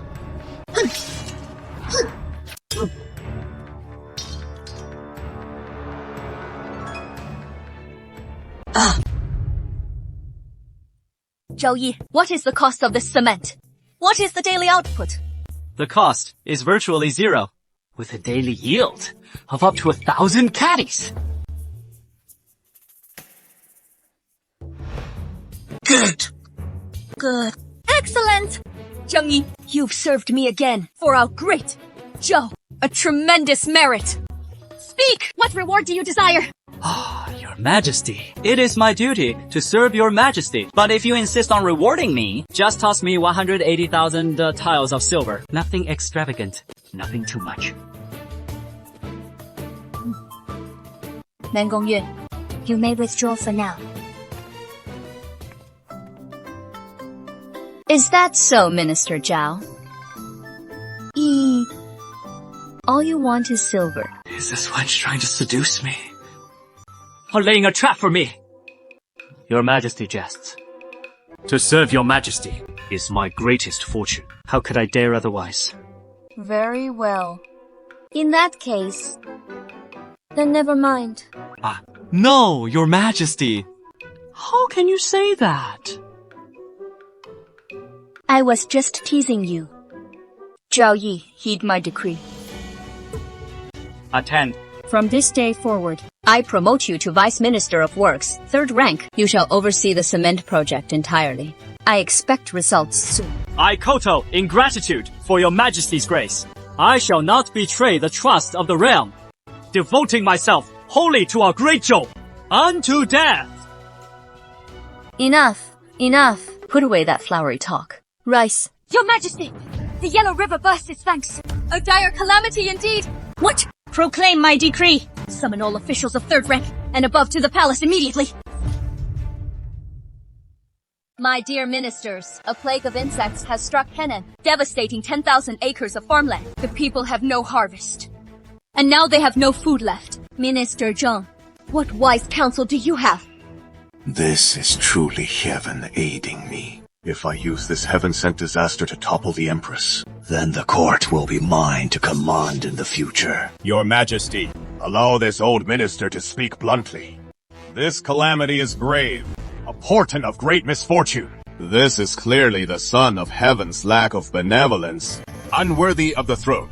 Angering the heavens, heaven's will cannot be defied. Since the heavens have issued this warning, your Majesty should issue an edict of self-punishment and reflect upon your own faults. Nonsense! Since your Majesty ascended the throne, you have ruled diligently and cared for the people. How could you be unworthy? It is precisely because your Majesty is a woman wielding power, overstepping with private ministers, that has offended the heavens. Indeed, it is for this reason that the heavens have sent this plague as punishment for our great Zhou's inversion of yin and yang. Utter rubbish. A woman claiming the throne has precedence since ancient times. You lot are exploiting this disaster for your factional schemes. Is the Empress plotting rebellion? This minister dares not speak of treason. We ministers are utterly sincere, solely for the sake of the realm. If not for your Majesty's moral failings, why, mere 3 months after ascending the throne, has such a severe disaster struck Henan? Such calamities have occurred since ancient times. How can you blame your Majesty? But this insect plague in Hanan is no ordinary one. Locusts are monstrous beasts. That massive insect sports black and red hard armor, impervious to blades and spears. Wherever it passes, not a blade of grass remains, and it leaves venom on the ground. If not for someone angering heaven, how could such a fiendish creature appear? Even if someone truly angers heaven, I doubt it is your Majesty. It might well be treacherous ministers in the court, bringing calamity to the nation and its people. Only then would they anger heaven, as Minister Zhao so astutely observes. As long as we root out this traitor who brings ruin to the country and its people and execute him, this calamity will naturally subside, won't it? Indeed, that is the way of it. General C. Zheng Chaogang, heaven's wrath will subside on its own. Well, Minister Zhao speaks plainly and upholds great righteousness. In that case, then, Minister Zhao, please uphold righteousness and eliminate your kin. What do you mean by that? Your Majesty, esteemed colleagues, the scourge to the nation that Minister Zhao speaks of, the traitor who provoked heaven's punishment, is none other than his own son, Zhao Yi. Huh? What? Huh? Oh my heavens! Sandaju, Did you study to be a chef? you're so good at passing the buck, Your Majesty. As Censor Chen previously stated, Zhao Yi's methods at the border are truly ruthless and vicious, disrupting the harmony of heaven and earth. And now, heaven is enraged, hence this plague of insects. Yes, Your Majesty. I propose executing Zhao Yi at once. Otherwise, I'm afraid this insect plague won't disappear. You damn fool! He repelled the northern barbarians and defended Yanmen Pass. Yet now he is branded a sinner of Courtroom. Hold steady, you bastard. How dare you set a trap for this old man? Fuck you! Enough! Lord Shao, what are your thoughts? Your Majesty, I wish to know what this great insect looks like. That great insect. Do you have a specimen? Your Majesty, The Henan Relief Office has sent specimens. I shall fetch them at once.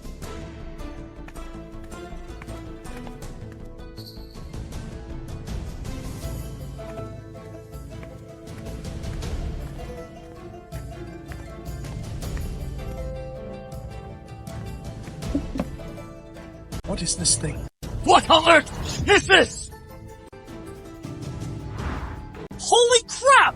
It is crawfish!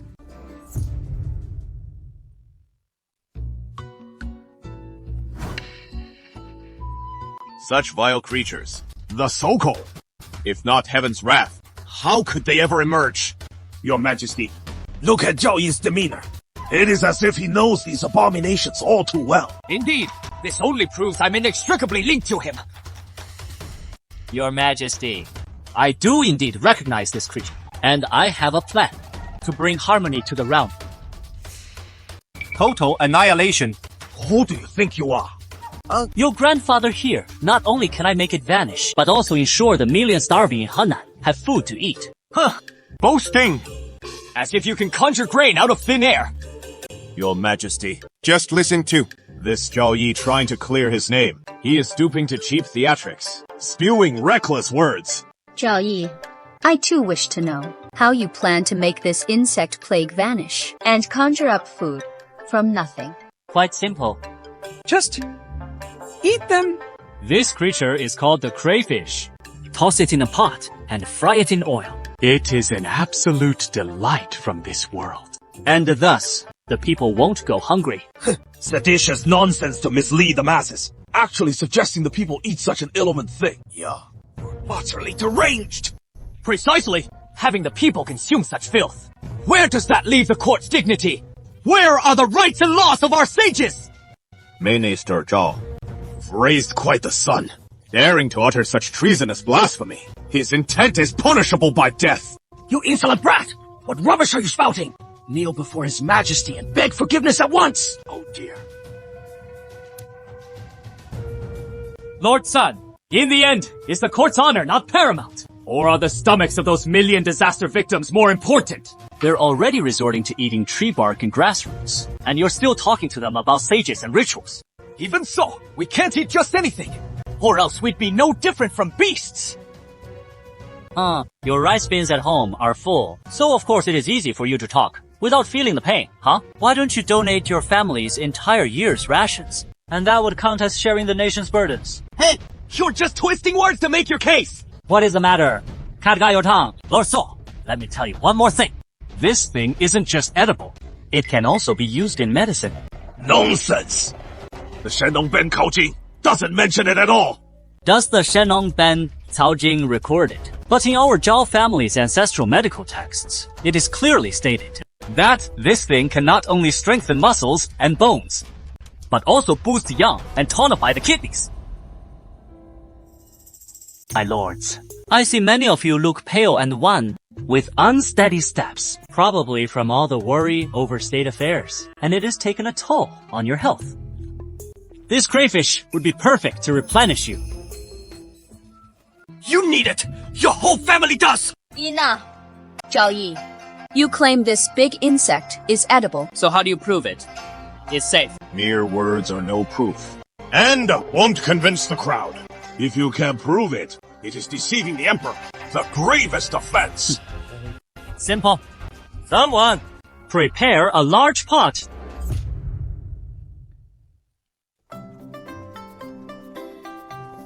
Huh?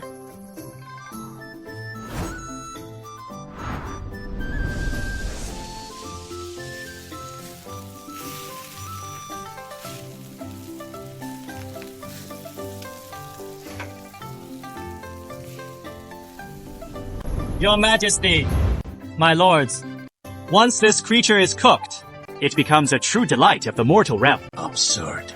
What fragrance! It is clearly a putrid stench. Zhou Yi, you won't fool His Majesty with this demonic sorcery! Whether it is fragrant or foul, one bite will reveal all. My lords, who among you dares to try? The ministers here are the pillars of the realm. How could they consume such foul carrion? Prime Minister! I recall the Prime Minister's favorite is lotus root. And what of it? Then, in the Prime Minister's view, is the lotus root a filthy thing? The lotus root is white as jade. So naturally, it is no filthy thing. Has the Prime Minister ever seen how lotus roots are harvested? The Prime Minister hasn't. But this humble one has. This lotus root grows amid the silt. When unearthed, it is coated in muck. So, by the Prime Minister's reckoning, is the lotus root dirty or clean? What sophistry! Who is truly twisting words here? The Prime Minister favors the lotus root because of its purity, white as jade, but have you truly come to know it? A thing's true worth isn't judged by its surface alone. Prime Minister, what say you? Even Lao Chen doesn't know it like you do. Yet once you know, you still savor it. Is it the exquisite flavor that makes you crave such filth? I do indeed cherish it, but my affection differs from yours, Prime Minister. Just as the world adores peonies, I alone cherish the lotus. Rising from the mud unstained, bathed in limpid ripples, yet not alluring. One can admire it from afar, but it must not be profaned. What a fine emergence from the mud unstained, washed in clear ripples without a trace of evil. My lord, this crayfish is just like the lotus root. It appears filthy, yet in truth, it is a delicacy of the mortal world. My lords, who would care to try it? Hey, Mom, let me give it a try! You damn thing! It is so tough! How do you even eat this? Oh, Dad, this crayfish isn't eaten like that. The meat in this lobster is mostly in the tail.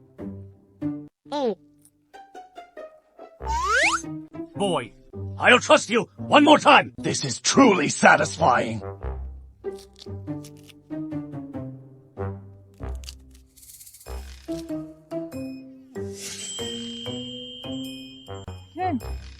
Damn! It is really delicious! That acting seems pretty convincing. Exactly. How could such crude poison be swallowed so easily? I see you and your son are putting on a double act. Staging a self-inflicted wound! Ploy right here! Whether it is a double act or not, one bite will tell. Here, have a taste, hold on! Don't give it to me! Taste it yourself, don't make me taste it! Get it away! Quick, take it away! That is enough! Now, let me try it. Your Majesty, by no means. As the Empress, how can you consume something like this? Your Majesty, if word of this spreads, it will tarnish your Majesty. This item's origin is unclear. Acting rashly could lead to dire consequences. Your Majesty! If this substance can alleviate the famine plaguing our great Zhou's people, what harm is there in me tasting it?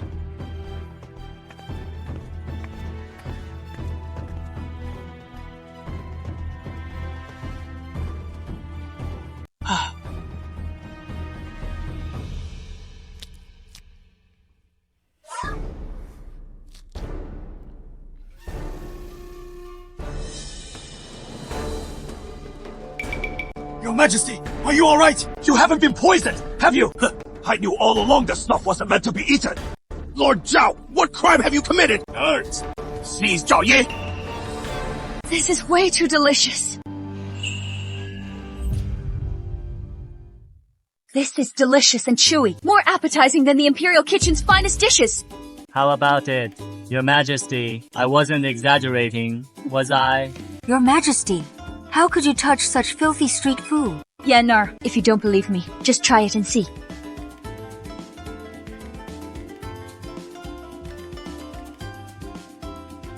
right. This is way too delicious. As the ruler of an empire, I've never tasted anything like it. This is nothing. Next time, I'll whip up some 13-spice version for you. Your Majesty, this humble servant wants to try it too. That sandwich is from the future. I won't have any, even if it means going without rice or firewood.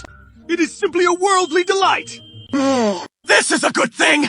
Mind your manners, everyone. What kind of decorum is this? What a spectacle! Chancellor, this is really tasty. Yes, it is simply a heavenly treat from the mortal world. You should try some too. Is it really that good? Lord Sun, it is so delicious. How about you try one? Sigh. Even if I starve to death today, I won't touch a bite. Saying no with your mouth, but your body is being honest. Xiaomo! Such devilish temptation. Can't shake this minister's resolve. Ah, such a worldly delicacy. Yet some people can't enjoy it. What a shame! I'll expose your lie right now! What a joke! Zhao Yi, Vice Minister of Works, at this pivotal moment of national prestige, not only presented a divine strategy to save the people, but also, amid his hectic duties, developed a miraculous substance for the great Zhou. Yeah. This substance is called cement, by which he earned his fame. Our great Zhou's border walls will be as solid as bedrock, using it to pave roads. And our great Zhou's official highways will be smooth and level. For this endeavor, Zhao Yi is fully in charge of all cement related matters, and all ministries must ensure the supply of funds, materials, and resources. This must be achieved within half a year. We will see brand new cement highways, along with border walls, as impregnable as a fortress. Is that so? Your Majesty, absolutely not. Though we won the battle at Yanmen Pass, it has left the national treasury utterly depleted. We have no money left for such massive construction projects. Indeed, Your Majesty. Whether it is road repairs or wall fortifications, they're all money-devouring behemoths. Our Ministry of Revenue truly cannot afford it. Since the treasury is empty, then let's devise ways to replenish it. Do any of you ministers have a sound plan? Your Majesty, I believe we should promote frugality and reduce palace expenditures. Your Majesty, I think we could increase agricultural taxes to fill the national treasury. Your Majesty! Your Majesty! This one. Do you have any sage advice? Your Majesty, I do have an idea, but I'm unsure if it is appropriate. Speak your mind. The treasury is empty. The fastest way is to confiscate properties. Confiscate! Whose properties are we confiscating? All the civil and military officials in the court. Looking around us, who isn't friends with whom anyway? Huh? Just confiscate a few estates, and the national treasury won't be empty anymore. Who knows? Even Your Majesty's private coffers might overflow. Zhao Yi! You traitorous scoundrel! How dare you bewilder the masses with your seditious words in court? With ulterior motives to bewitch the people! All the esteemed officials present here, who among them isn't a loyal minister or valiant general? How dare you slander us? What crime do you deserve? This rascal is really growing on me more and more. I've long wanted to give him a thrashing, but I just couldn't find a good excuse. Zhao Yi. What incredible audacity. Standing in the imperial court, where all present are pillars of the state. How dare you babble? Such nonsense here. Spewing venom without restraint. I see you've gone berserk in the capital. And lost your mind in the frenzy. Brilliant!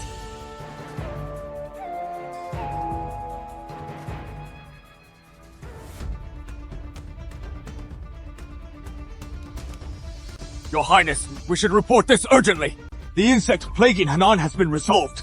Resolved? Was it the Empress who issued a decree of self-blame? Or opening the granaries to distribute grain, barely appeasing the unrest? What do you think, Mingyu? Neither. It was that Zhao Yi who he convinced the disaster victims and the entire court of civil and military officials to eat those insects. What a clever move by Zhao Yi, turning eating into salvation. He never plays by the rules. Those stuffy old conservatives in court, no one objected. And the Empress just let him carry on like that. Replying to your highness. They say those insects are called crayfish. Zhao Yi set up a pot right there and promoted them on the spot. They were simply too tempting. After the Empress personally tasted them, the officials all scrambled to try them. Even Sun Deshu, who opposed it most fiercely at first. In the end, even he admitted, genius. Turning a natural disaster into a divine blessing. Averting catastrophe at the brink of collapse. Piece of cake. This is making this palace ever more curious about him. Not just his brain, but also, what on earth is his courage made of? And what about his tongue? What does it taste like? Stand down. Keep a close eye on this Zhao Yi. Additionally, have some of those bugs brought back from Henan for this palace. This palace wants to try them too. This crayfish. Exactly what does it taste like? Yes! Your Majesty. Speak. How do we raid? Your Majesty. Raiding a house is a true art, and we must find a legitimate pretext. Acting directly would make us no better than bandits, and it would provoke resistance from everyone. This pretext, I've already found one for you.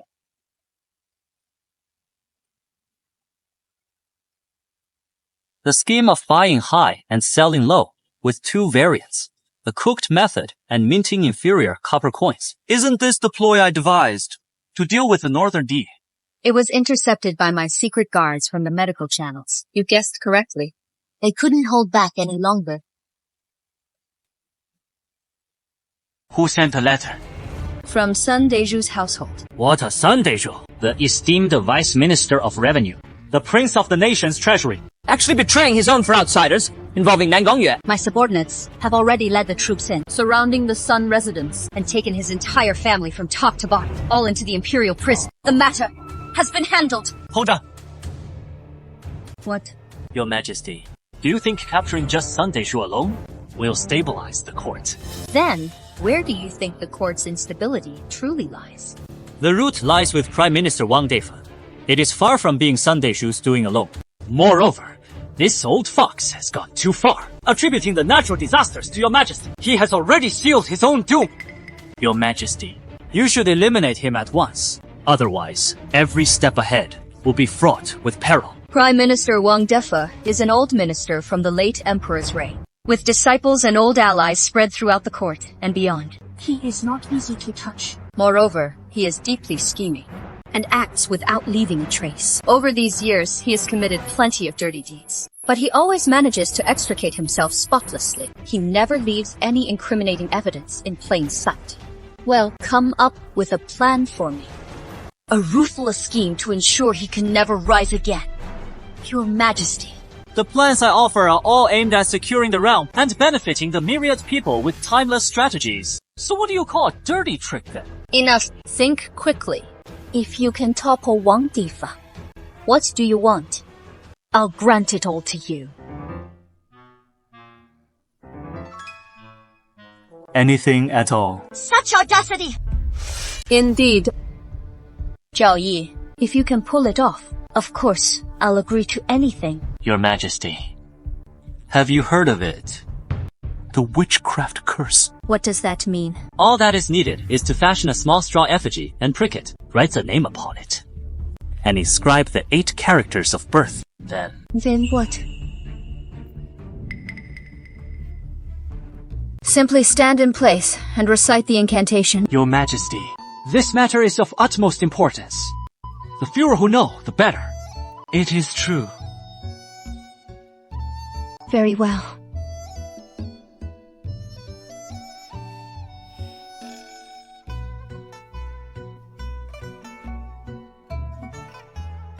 You, there, you're truly no decent sort. Your Majesty, my heart may be somewhat dark, but it beats solely for Your Majesty. Nan Gongyue, execute it flawlessly. This villainous deed I entrust to you. Remember to carry it out without a trace. Leave no evidence behind. Your servant understands. I'll see to it at once.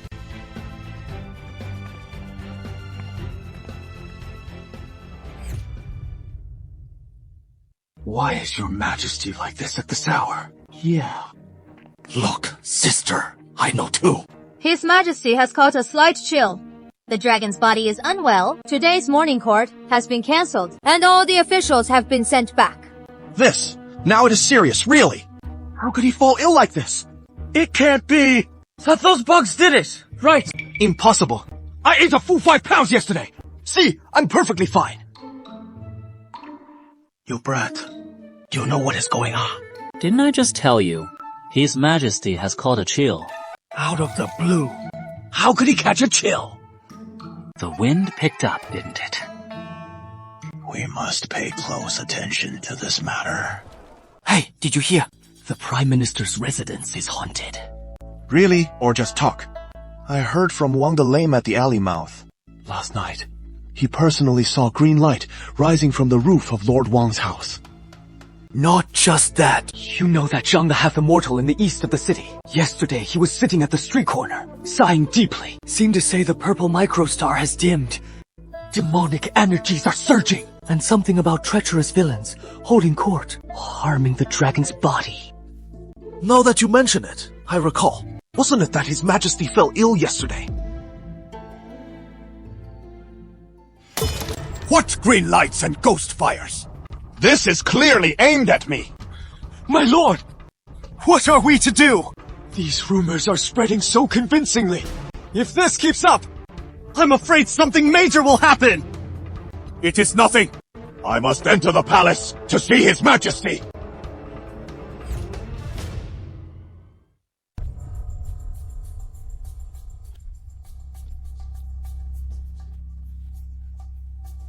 Prime Minister Wang. Minister Sun, why have you come? Your Majesty is unwell. We ministers are burning with anxiety, unable to sleep a wink. Indeed, Your Majesty, please take good care of your health. The great Zhou cannot do without you. This. I'm just truly ill. And the court and the realm are in an uproar. Now there is Prime Minister Wang. Your Majesty, Vice Minister of Works Zhao Yi requests an audience. Ouch! My hair! Prime Minister Wang. Ouch, Minister-san! You're here too! His Majesty has just fallen ill, and you've rushed right over. Such loyalty is truly touching. To share your Majesty's worries is the duty of us subjects, unlike some who only know how to win arguments with their tongues. Thank you for your guidance, Prime Minister Wang. I'm young and foolish, after all, but I'm puzzled. How you're so devoted. Why are there scoundrels outside? Who insists on linking His Majesty's illness to you? What nonsense are you spouting? Exactly! He is slandering with baseless lies! Quiet down.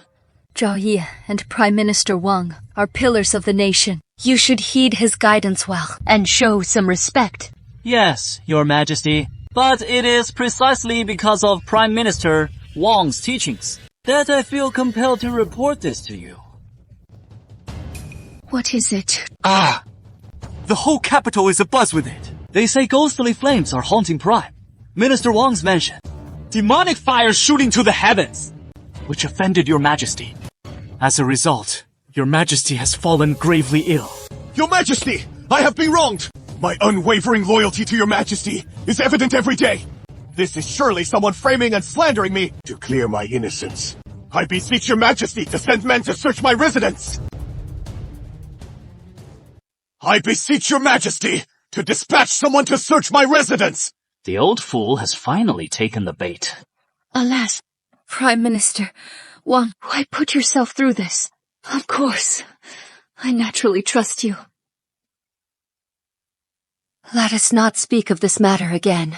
Your Majesty, if this matter is not investigated clearly, not only will my reputation be tarnished, but it will also unsettle the hearts of the people.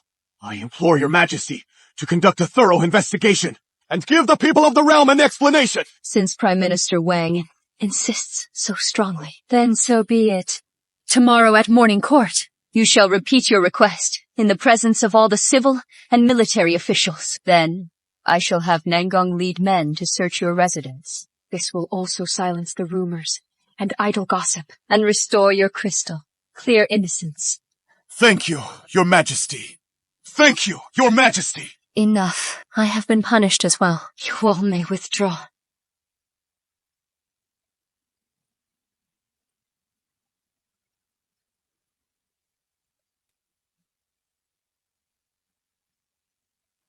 Your Majesty, they have left.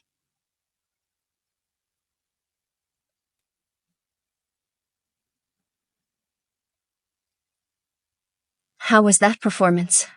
Your Majesty's acting skills, if not devoted to opera, would be a great loss to the world of Liwena. Next, we await tomorrow. Your Majesty!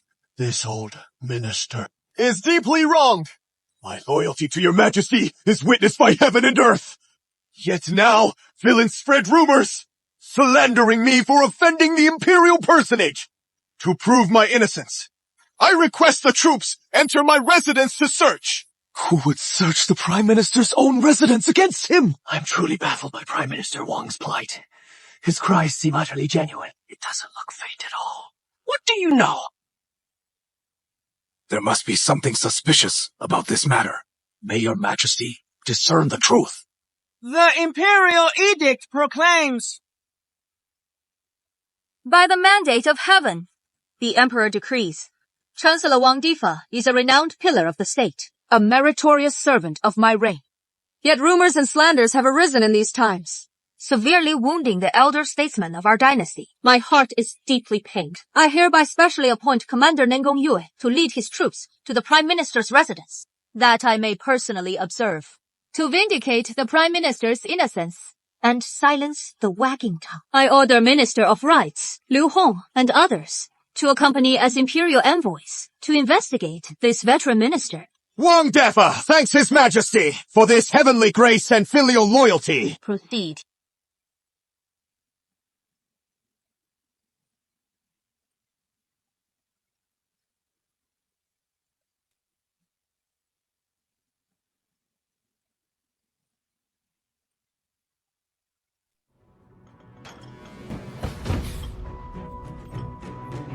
There is nothing here. Be gentle. Be gentle. Look over here. I'm telling you, it is heartbreaking. They've nearly torn down the Prime Minister's house. And there is nothing here at all. It seems the Prime Minister is truly innocent. Nongguang Commander! Madam, my subordinate found this in Prime Minister Wang's pillow. It has the Empress's name written on it, and her 8 characters of birth. This is sorcery! Such audacity! You wonderful! How dare you practice sorcery and curse the Son of Heaven? Then arrest him at once and throw him in the imperial prison!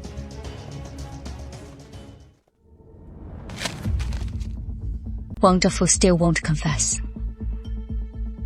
He is insisting he was framed, refusing to confess and sign. Especially regarding the Yanmen Pass incident. He is even more adamant about it. If he won't confess, and we force a conviction, it will surely stir up criticism from the court and the public. Your Majesty, I have a plan. Your Majesty, I have a stratagem. Zhao, Eiqing, I knew you would have a wise strategy. Tell me at once. However, this stratagem requires capturing Sun Deju as well. Then capture him. As for the previous matter, this gives us a legitimate pretext to seize him. But once captured, what purpose does Sun Deju serve? Your Majesty, have you ever heard of the prisoner's dilemma? What is that? Wang Difa and Sun Deju are the imprisoned prisoners. They are indeed members of the Toma, but they are not of one solid block. The key to this stratagem is isolation and exploitation. Continue. First, separate the two of them and hold them in solitary confinement. Then, pass the same information to each separately. Someone has confessed and implicated the other as the ringleader. If they believe it, to safeguard their families, they will rush to denounce the other first, turning on each other. Even when the truth comes to light, it will follow naturally. Excellent. Very good. Zhao Eiqing, this stratagem prioritizes attacking the heart. 南宫月，请坐。You interrogate Wang Difa. Yes. 赵一, Then you go. It is Sun Dezhu. Yes.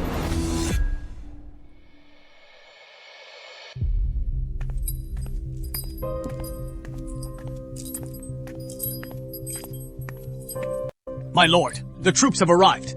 You are dismissed. Oh, Lord San. Please, sit. Zhao Yi, what tricks are you up to now? As old friends reuniting, with simple tea and plain fare, to express my sincerity. Lord San, relax. Sit and talk.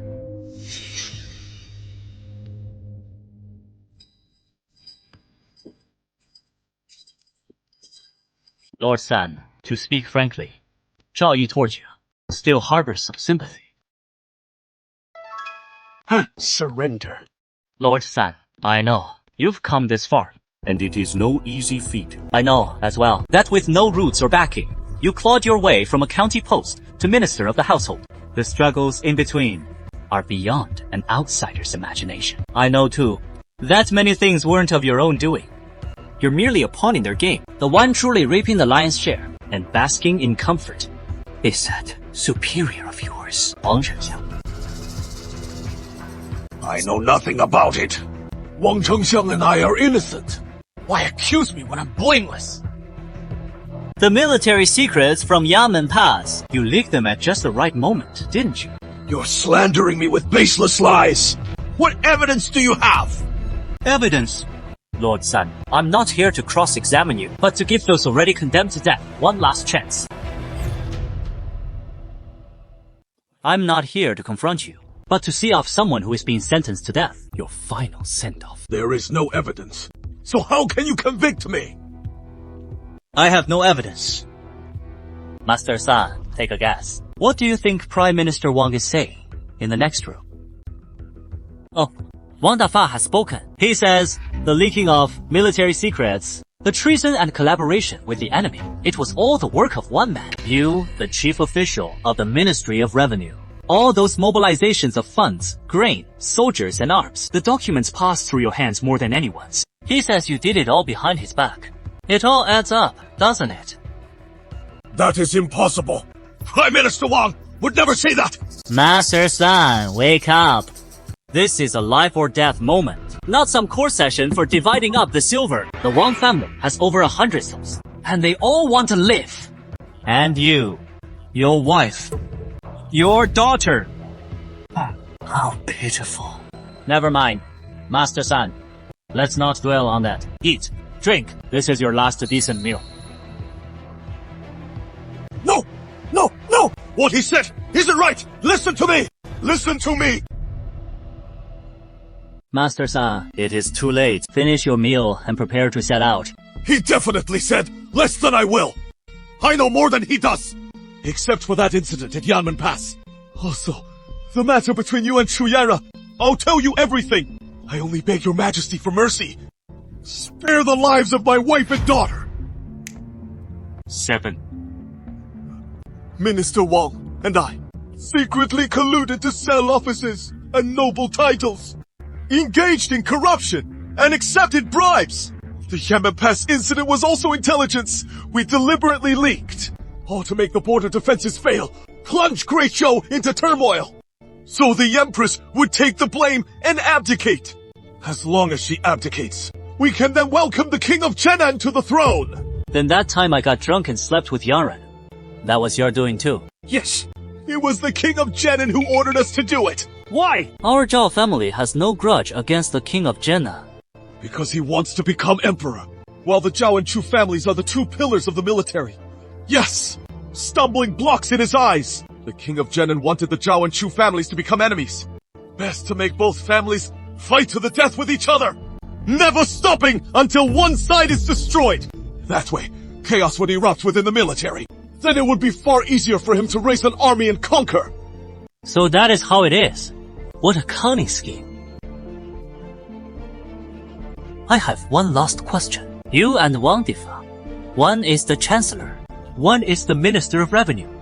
Clearly already at the height of official power. Why stoop to being the King of Chenan's lapdog? Because... What wrong has the Empress committed? She wants to enact reforms. She wants to implement the imperial examinations. We conservatives, sooner or later, he will settle accounts with him. Prince Junan is different. He promised us that once he ascends the throne, he will grant Wang Difa the title of Duke of the State, with hereditary succession to the imperial throne. And as for me, I will be the next prime minister. At that time, this realm will still be the world of our clan. The world belongs to all under heaven. It is the world of your majesty alone. And certainly not the world of you scheming clans. Sunday Shu, are you not also from a humble family? Did you not also claw your way up from the very bottom? Do you still remember, in that leaky, rundown shack, gnawing on your meager rations, as you pored over the sage's texts, what thoughts filled your heart? You no longer remember. But I do! I have read the policy essays you penned in your youth, in which you vowed to establish a heart for heaven and earth, to secure a destiny for the people, that the common folk might dwell in peace, and the realm be at harmony. Back then, you still knew the purpose of your studies, the reason for seeking office. But what of now? For a mere scrap of selfish gain, you betrayed the realm and colluded with the enemy, causing our great Zhou's brave soldiers to perish in vain. Is this the lesson those sages' books taught you? To secure a destiny for the enlightened sovereign! Had no one recognized your talent back then, no matter how brilliant your policy essays, you would never have risen to prominence. His Majesty sought reform, to institute the imperial examinations, all to give scholars from humble families like yours a chance to rise. Yet what did you do for those petty privileges in your grasp? You conspired with the vassal kings, disrupted the court's order, nearly plunging the great Zhou's rivers and mountains into the flames of war. A mountain of blood debts, sins too numerous to record, even with all the bamboo in the world. Are you even worthy to speak of the realm? I'll say no more! I am no longer human. I have failed His Majesty and betrayed the people. Sign it.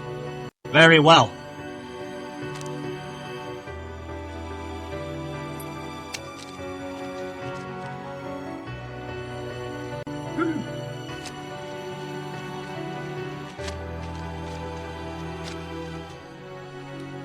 Handle the rest as you see fit. Just don't let him die yet.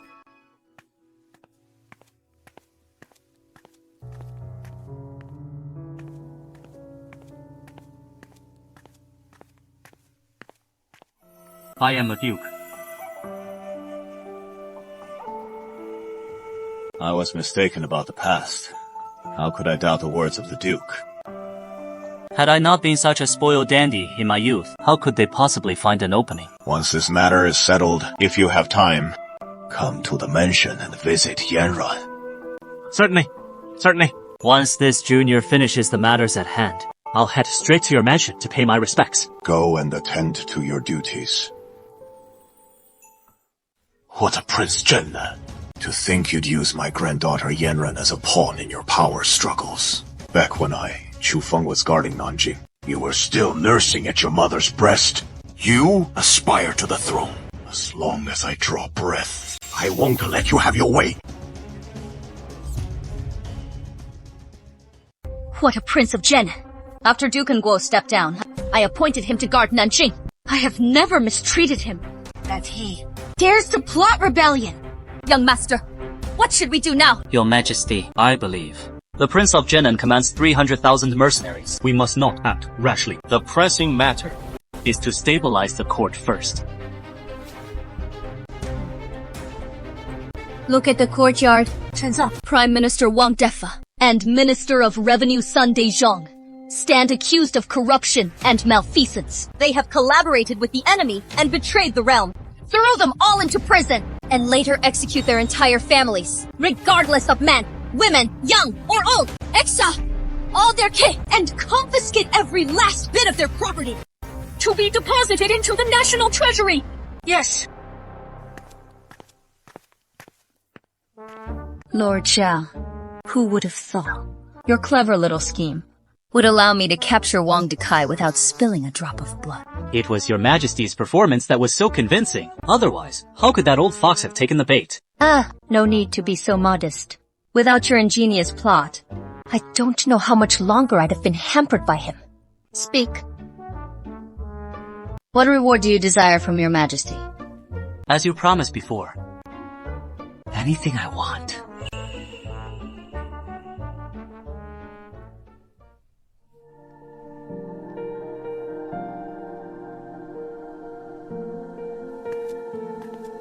My word is as good as gold.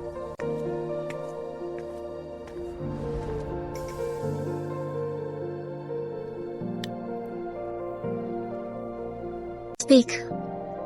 At this moment, what do you want most? What this minister wants most is to serve your majesty.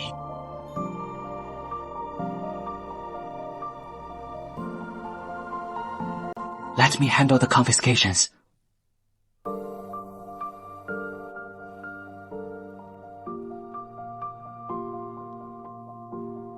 Then the task of raiding their homes falls to you. Yes.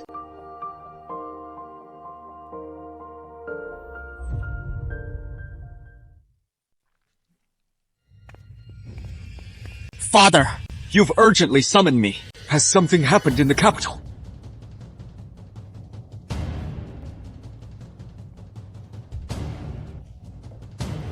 Far more than just a change. See for yourself.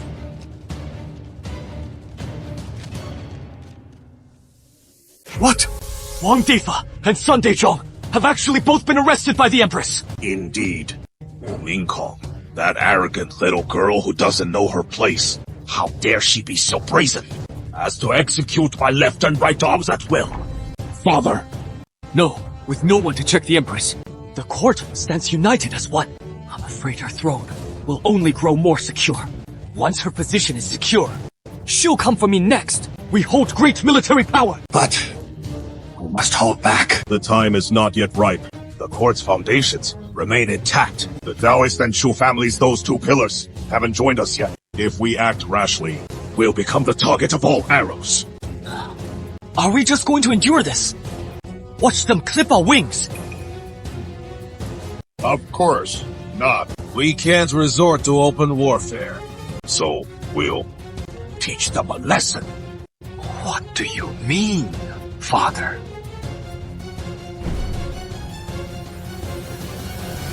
You mean to use Southern Yuan? My thought.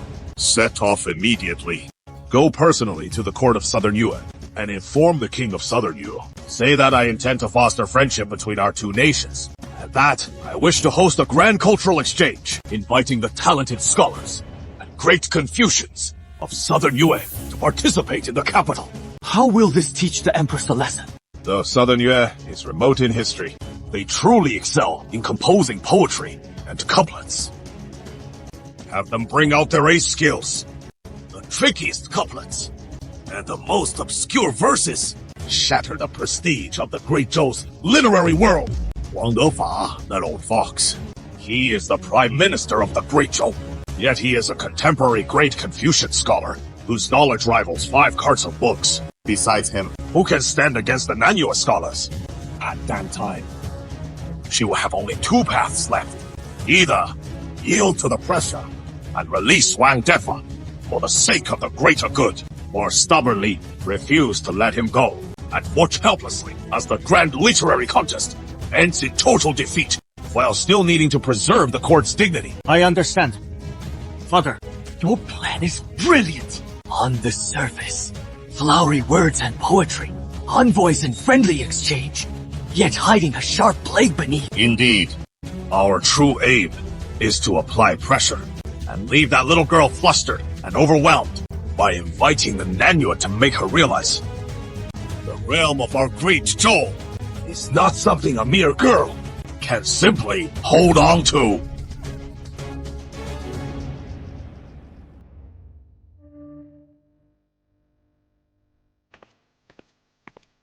Princess, this secret letter from King Yanmen.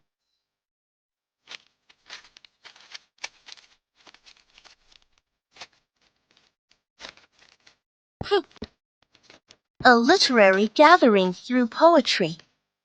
The excuse King Yanmen devised is quite refined. Just as well, for I too am weary of skulking in the shadows. Shall I meet that Empress?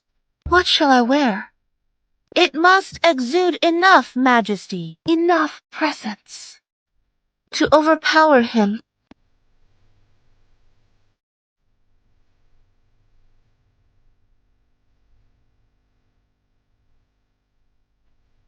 More importantly, to meet me, the one you've longed for day and night, Rausila.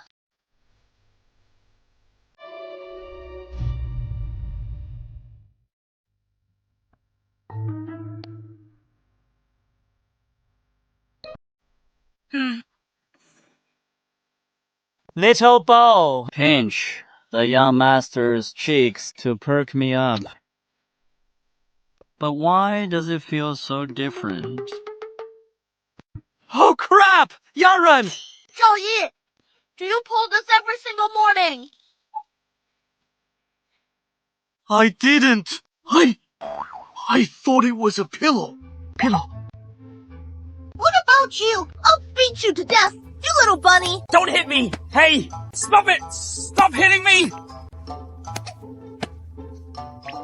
Are you even being reasonable? Lady boss, who knew you'd barge in first thing in the morning? And you're still talking! I came over out of kindness first thing to check on you, but you were out cold like a pig.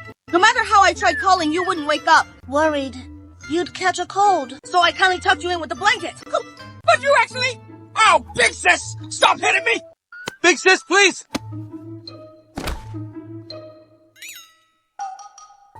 This! Zhao Yi! Zhao Yi! Aunt Zhang, you don't scare me like this! Zhao Yi! Zhao Yi! Wake up!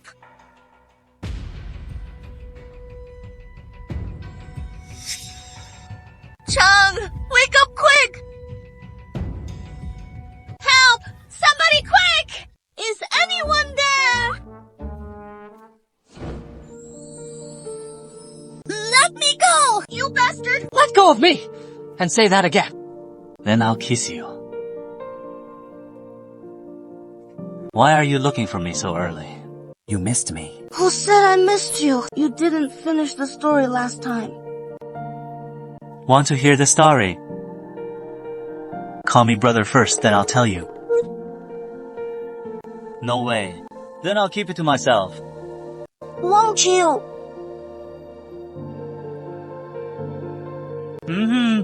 That is my good girl. Yeah, don't get the wrong idea. I just want to hear the story. Where did we leave off last time?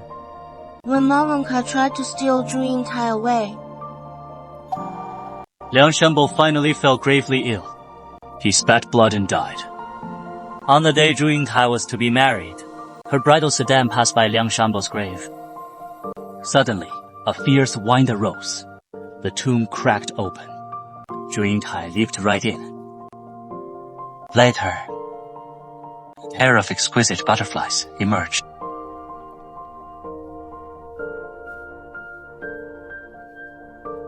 Don't cry. I haven't finished the story yet. In my version, the ending isn't like that. Those little butterflies flew and flew until they reached the peak where a fairy lived. The fairy saw how much they suffered for their love, so he took pity on them. With a wave of his hand, he transformed them back into humans. And they lived happily ever after. Truly together at last. In my story, true lovers should always end up together.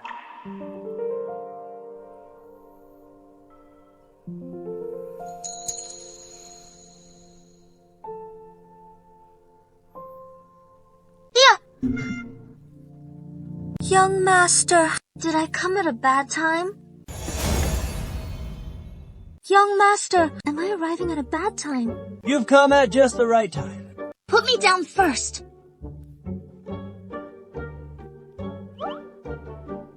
What is the matter? Young master, the envoys from Southern Yue have come to provoke us, and the master urges you to enter the palace at once.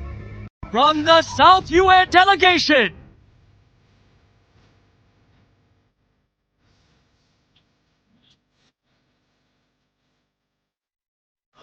Princess Liu Ruyan of Nanyuan pays respects to Her Majesty the Empress of Great Zhou. At ease.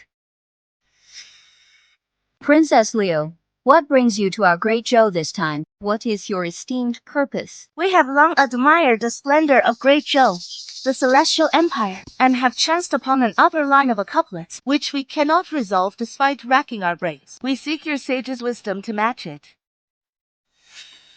Let us hear it. Wangjiang Tower, gazing at the river's flow. On Wangjiang Tower, gazing at the river's flow. The river tower endures for 1,000 ages. The river flows through eternity.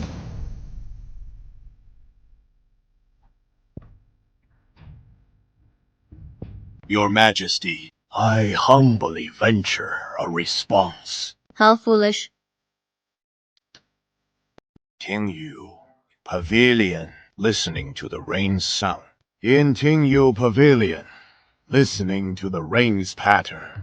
The rain in the pavilion lasts but a moment, as the sound fades with time. The structure does align, but the artistic conception falls far short. All say Great Zhou is the celestial empire. Yet this couplet betrays a petty, narrow air. The literature of Great Zhou cannot be limited to this level. There are others, aren't there? Your Majesty, I boldly offer a suggestion. This couplet boasts grand scope, with exquisite antithesis, which only a great Confucian can match. Now, we may have to summon Prime Minister Wang from his tower once more. Only then can we respond adequately. Yes, Prime Minister Wang is the unrivaled pillar of the literary world. None but he can resolve this. Summon Prime Minister Wang, besides whom there is no other Wang Difa. Could it be that there is truly no one among the civil and military officials of our Great Zhou who can match this couplet? It seems your country's literary circles are truly facing a talent shortage. How about Your Majesty deigns to summon the Prime Minister? It is just a lousy couplet. Why bother with that old beast Wang Difa?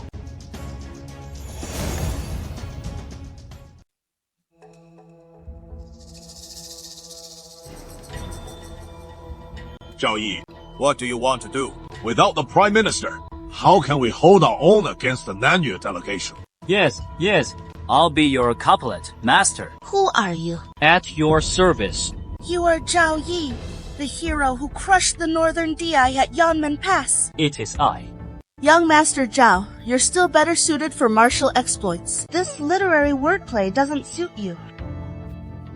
The couplets you've proposed, in my eyes, are simpler than those battlefield feats. All of you, perk up your ears and listen closely.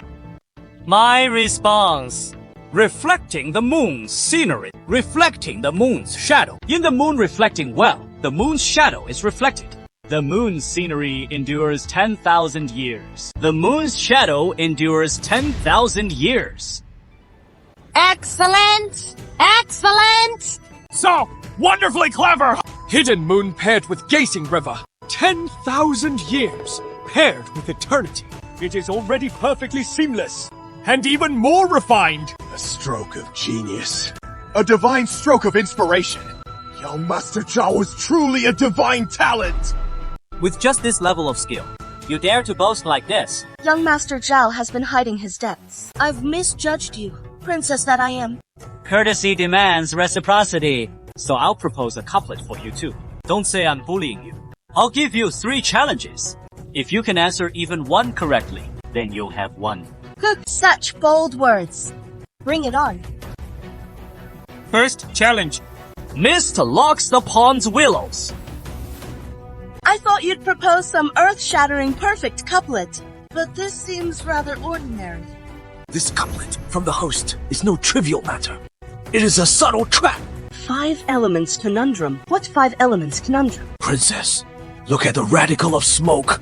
It represents gold and stone, the water element, and earth. Willow, that is a mistake. These characters align with the gold, water, fire, and earth elements to match them. Each character's radical must correspond to one of the 5 elements, and the imagery must fit perfectly. How on earth can this be matched? How on earth do you match this? This is so pathetic. Like this, I'll set the question. Listen up, it is simple. Lonely vigil by the cold window, widowed and alone. All 7 characters feature the Canto Radical. Brilliant! Not only do they all have the Canto Radical, but it also evokes a sense of profound loneliness. What a clever question! Not good enough. Then today, this young master will go easy on you and give you a question even a 3-year-old could answer. A painting of lotus flowers on the river painting. Is there something special about this couplet? Cease, read it backwards. Lotus flowers on the painting. Painting on the lotus. It is painting on lotus flowers, river on painting, the same forwards and backwards. It is the same forwards and backwards. This is actually a palindrome. 也有点看的吧。 Aren't you renowned for your couplet mastery? How come you can't match a single one? It is a sentence that reads the same forwards and backwards. This is a palindrome. No wonder you can't match it. The princess's couplets are way too devious.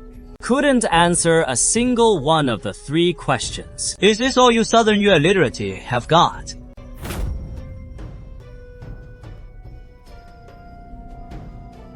Couplets are nothing but word games.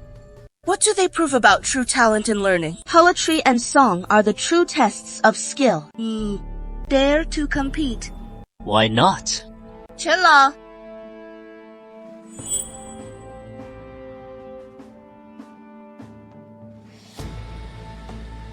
This is the Nanjing concubine in dust verse. They say Dr. Chen has composed thousands of poems. He is particularly skilled in frontier poetry. Even 3-year-olds can fluently recite his poems. we're done for now. I'm afraid even summoning the Prime Minister wouldn't be his match.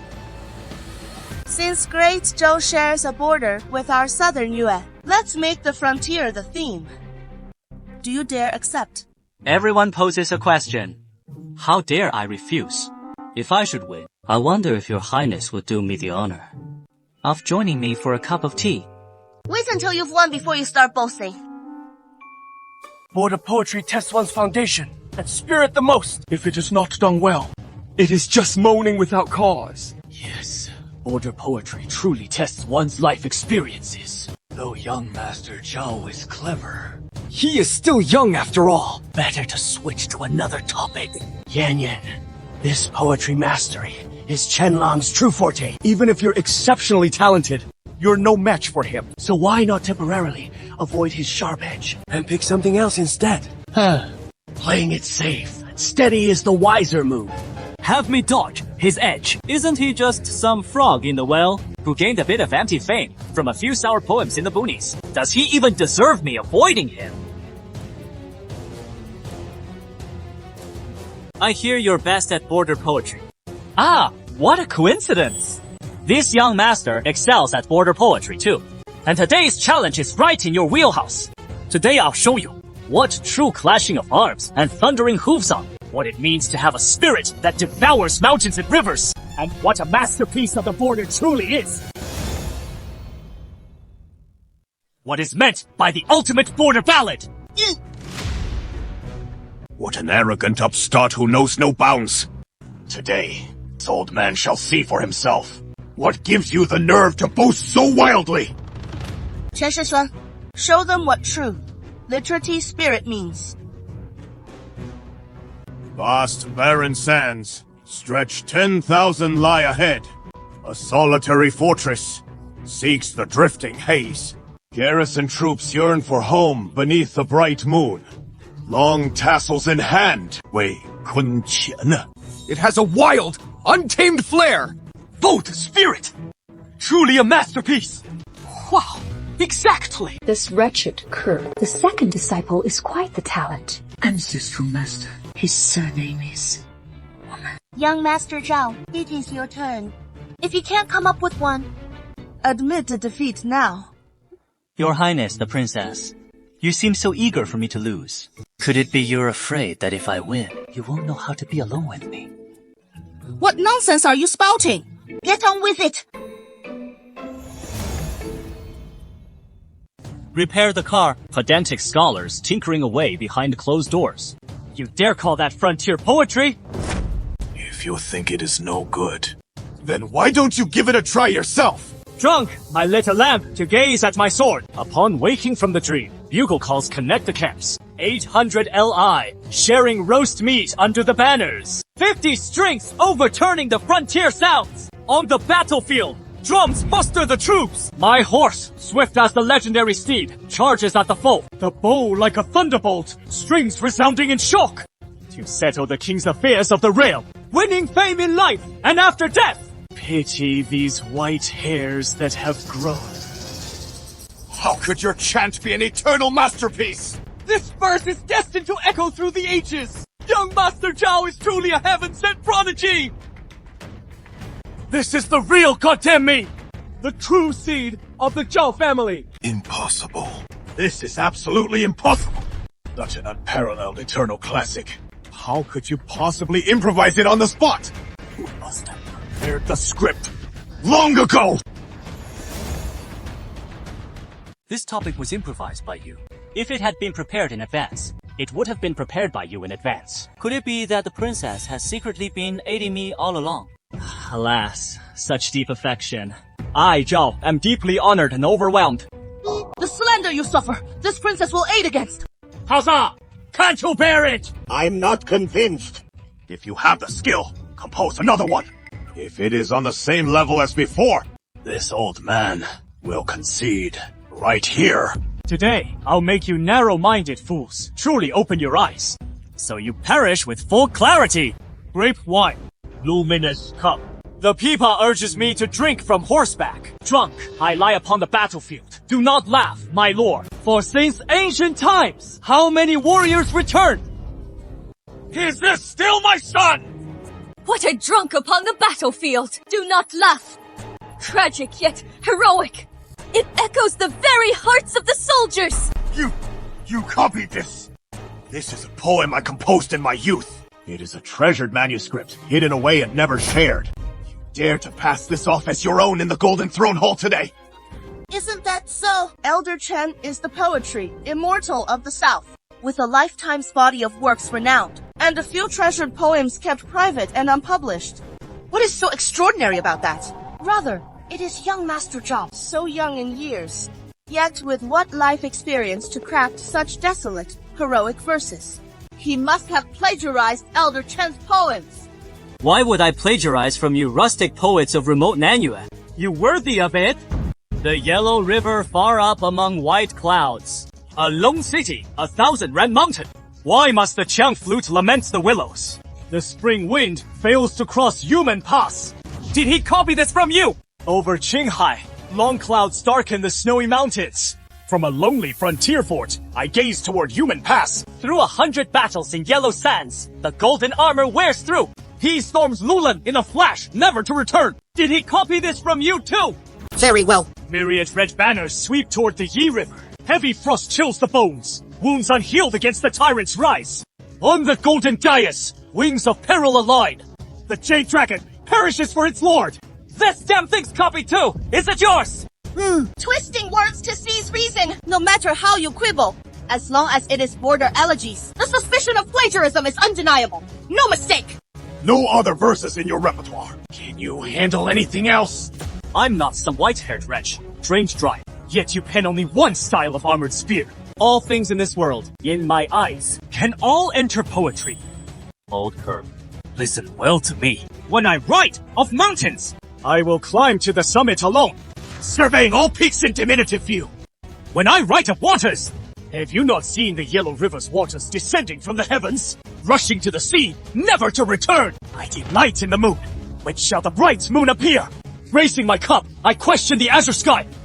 When I write of blood, suddenly, like a spring breeze in one night, 1,000 trees, 10,000 trees of pear blossoms bloom. You claim these border poems are my copies. Then, tell me this.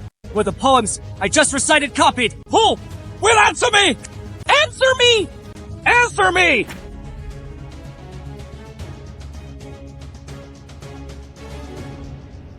What? Must it be the first to perish?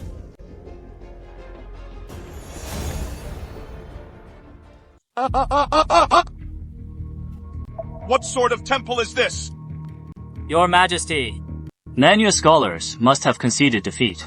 Princess Liu, what more does the Nanuet delegation have to say? Today, our Nanuet skills fall short of others. However, the way of poetry is ultimately a minor pursuit. On the battlefield, true metal is revealed. Your Majesty, I take my leave. Well said. True valor is seen on the battlefield, but I'm afraid the Wei soldiers laying down their heads on the battlefield and spilling hot blood are merely making wedding clothes for others. Moreover, a beauty like the princess, her fragrance fading and jade body perishing on the battlefield. Would that not be a pity? What do you mean by that? Princess Liu, the Emperor of Great Zhou, your Majesty, is benevolent and wishes to maintain good relations with Nanuet. But today I see Nanuet acting aggressively, even resorting to summoning poetry immortals to tarnish Great Zhou's dignity. Princess Liu, this action of yours, is it truly for the foundation of the Southern Kingdom, or to pave the way for certain individuals? Young Master Zhao jests. Our actions in Nanuet are naturally for the sake of national interests. National interests? May I ask Princess Liu, if Great Zhou and Nanuet, on account of today's events, engage in armed conflict and fight to mutual ruin, who will reap the fishermen's benefit? The Northern De Barbarians, or the Western Qianghu tribes? Or perhaps the Yanmen King, guardian of our southern borders in Nanjing? If it is merely a matter between Nanuet and Great Zhou, then naturally both sides will suffer heavy losses. But if we join forces with the King of Yanmen, then how would your Great Zhou resist? We join forces and march to war. That sounds like a splendid plan. But let me ask you this. Nanjing is the King of Yanmen's stronghold, the very foundation of his rise to power. Even if he ascends to the dragon throne, would he simply hand over his ancestral lands of dragon's origin? They are merely using you as their spear. Just imagine, if he succeeds in his northern campaign and firmly secures the realm, the first he will turn against are you. Then his armies will sweep south, under the banner of reclaiming lost territories, all perfectly legitimate, while conveniently rallying the people's support.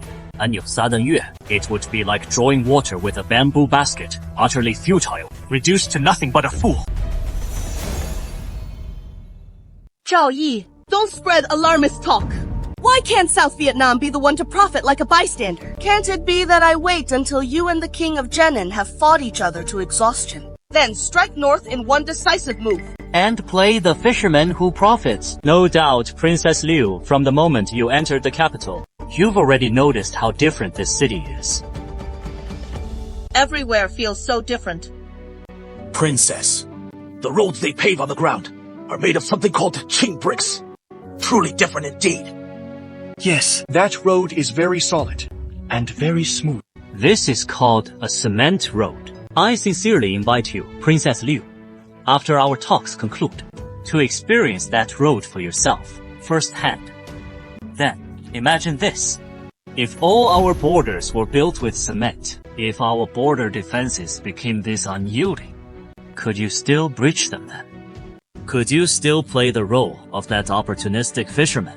May I ask you, Princess Liu, over these past 2 years, tensions between our nations have been unrelenting. Why is that?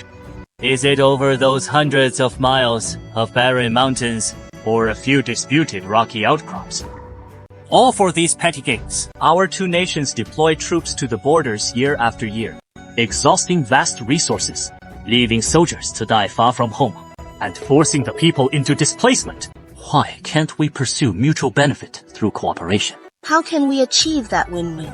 Lay down our arms, open our borders, and exchange goods freely. We can trade our finest silks, the most aromatic teas, and the most exquisite porcelains. Even the cement I just mentioned, all sold to you. Selling us cement. Princess Liu, just imagine it. If your esteemed country possesses cement, you could use it to construct formidable frontier defenses. In this way, your defenses would become impregnable as a fortress of iron and gold, with no need to fear invasions from foreign foes. Or to build up Guam with cement, mobilize troops and deploy generals, setting out at dawn and arriving by dusk, while also undertaking grand and sturdy hydraulic engineering projects. This is the true interest of the nation. This It is the path to enduring peace and stability for Nanyue, the broad highway to prosperity and strength. This is the path to long-term peace and stability for Nanyue, a broad avenue to prosperity and strength. Moruko's got it right! Well said! Very well indeed. What a clever strategy. Using this cement road to bind the interests of our two nations irrevocably, and even profiting from Nanyue's silver in the bargain. Truly a move that benefits both sides. Princess Liu, if you make an enemy of my great Zhou, you'll only become pawns in the hands of ambitious warlords, ultimately dooming your nation and families to ruin. But ally with my great Zhou, and you'll gain unprecedented opportunities for growth and genuine security. Which path is the wiser? Can't you see it clearly? Your words are nothing but flowery rhetoric, and I haven't witnessed it myself. Why not have young Master Zhao accompany me on the visit? We'll go there in person and inspect the cement road together.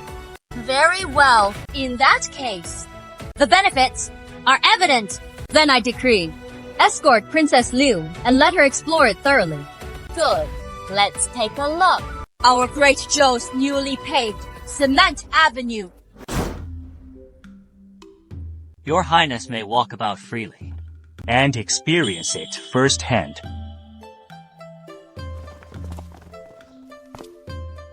It is remarkably flat indeed, but I wonder if it can truly withstand heavy loads. Strike it hard. You're not asking me to try breaking it, are you? Just to trick me into trouble. Go ahead and smash away. If you damage it at all, this young master will compensate you with 1,000 taels. Is that your solemn word? What happened to it?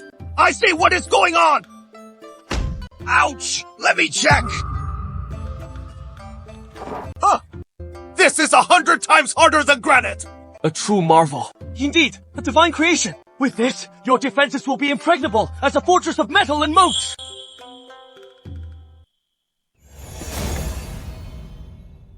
All right! This is 100 times more solid than granite! Wow, that is truly impressive! A divine artifact. Truly a divine artifact. If built with this, it shall be impregnable as a golden fortress. Princess, why not seize this chance to ride in the carriage and experience it yourself? How does it feel to travel as smoothly as on flat ground?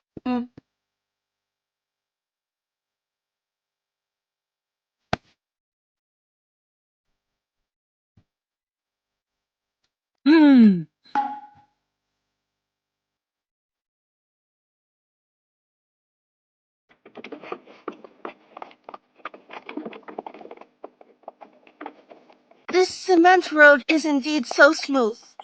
Princess, have I ever exaggerated? This cement is indeed miraculous. If Southern Yue wishes to procure it, what is the price? Princess, you've really hit my sore spot. Do you know the making of this thing? How much blood and sweat from Dazhou's top generals went into creating this? Every step was piled up with real gold and silver. Enough. Just tell me, how much? 100 per katia. You're robbing us blind. You get what you pay for. Considering our two nations are about to turn weapons into peace, I'm offering you a friendship price. If I were to sell it to the Northern DI or Western Jiang, it would at least double the price. Lord Zhao, this price is absolutely possible. At least a 50% discount. You've just seen the value of this cement. How about this? I'll speak to the Empress on your behalf. Really? As for how much the price can be lowered, that will depend, Princess, on your performance.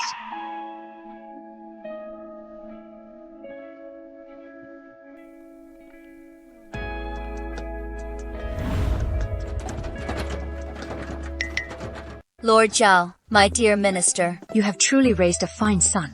this invention is essential for the nation and its people. Your Majesty overpraises me. Were it not for your Majesty's wisdom in granting my son the opportunity to showcase his talents, how could he have achieved what he has today? The carriage up ahead is the one carrying Zhao Yi and Princess Liu. It is this very carriage! Why is it shaking? Could it be that the seductress from Nanyue is getting frisky inside?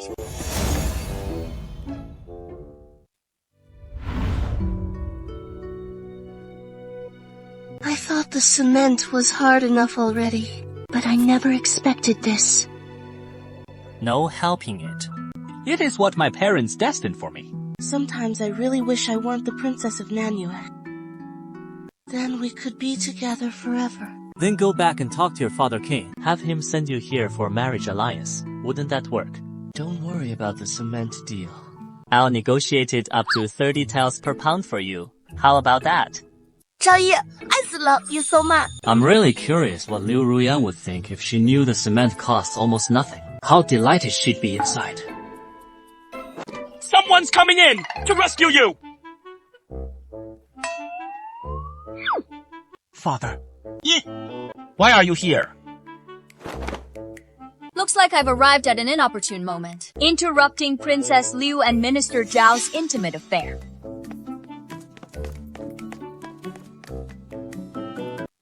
Your Majesty, I'm the Princess, W. It is not what you're imagining. I was just discussing the cement business with Princess Liu. I was seeking benefits for Great Zhou. Our discussion was so intense, it shook the whole carriage. So then next, are you planning to take the discussion to the bed? You rascal! In broad daylight! How dare you behave so improperly! Kneel down at once and beg His Majesty's forgiveness! Your Majesty, I was truly doing this for Your Majesty. Seeking benefits for Great Zhou! Your Majesty, Nanjing, S-800, the urgent report. You, attend to the military situation.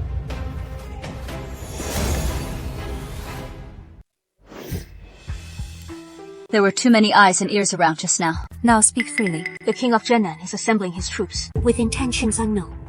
That old bastard! Indeed. Can't contain his ambitions as King of the South. Once he loosens his grip. Minister, Zhao, do you have a sound strategy? Your Majesty, I recall the ancestral grounds are nearby, and the 3rd day of next month marks the grand ancestral ceremony. At that time, Your Majesty must travel to the ancestral site in the capital suburbs to honor our forebears, and the King of the South will attend as well. Isn't that right? It is a major affair of the realm. He has no choice but to appear. This is our heaven-sent opportunity. As long as the King of Yanmen harbors such designs, the ancestral ceremony becomes the perfect moment to strike. You intend to capture him during the ancestral ceremony? Precisely. Your Majesty will serve as bait himself, luring the snake from its hole, while I arrange ambushes to control the entire field, waiting for him to reveal his hand, and catch him red-handed with irrefutable evidence, striking them all down in one fell swoop. A most ingenious plan, but there is one hidden risk. Father, speak. The King of Yanmen has entrenched himself in Nanjing for decades. With deep-rooted power, under his command, the Xuanjie army, a battle-hardened elite force. The ancestral ceremony takes place in the capital suburbs. If that old rogue King of Yanmen, desperate like a cornered beast, orders the mobilization of the Xuanjie army and marches them north by force, to rebel and carve out his domain. Then, even if you manage to capture and execute the King of Yanmen, the realm will still fracture into civil strife and division, leaving the people in utter devastation. The Xuanjie army? Leave it to this old man! Wu Dongye, you've arrived. Alt Minister Chu Feng, I pay my respects to Your Majesty. Aunt, no need for formalities. What the Duke just said. I am Your Majesty's old minister. Back then in Nanjing, when I led troops to fend off the enemy, they was still just a young whippersnapper. The Xuanjie army under his command. Many of the veterans were my former subordinates. This old bag of bones of mine, taking to the battlefield to slay the foe, I'd not cut it anymore. But I still carry some influence. Enough to steady the troops, Your Majesty. On the day of the grand ceremony, this old minister is willing to leverage my connections in Nanjing. I shall ensure not a single soldier from the Xuanjie army becomes a scourge to our Great Zhou's rivers, mountains. If you take the lead on this, it will surely succeed. Grandfather, your matter with Yaran, I haven't agreed to it yet. Aunt, On behalf of the Great Zhou's ancestors and forebears, I thank you. Go find the finest craftsmen and have them fabricate it according to this blueprint. What is this? More ghostly scribbles! Yes! This is a formidable weapon, called the Mortal Truth. Once it is made, I guarantee the King of Yanmen won't return. You don't just compose poetry. You understand weaponry too. Just a smattering of knowledge. To counter the King of Yanmen, we must make some preparations, right? Yes. Go now and find people to build it! All is in readiness. We await only the King of Yanmen's entry into the trap. Zhao Yi, at this poetry gathering, you not only won the literary contest, but preserved the honor of our great Zhou, and forged an alliance with South Yue. Let the great Zhou be free from border worries forever. Speak. What reward do you desire? Your humble servant dares to request a marriage decree from your majesty, and wishes to marry the lady of the Duke's mansion, Miss Chu Yanren, as my wife. I beseech your majesty to grant this union. Very well. I approve. However, Minister Zhao, are you certain you wish to marry only Miss Chu Yanren? Your majesty, you... What do you mean by that?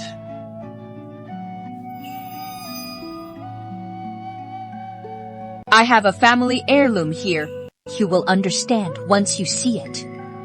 Indeed.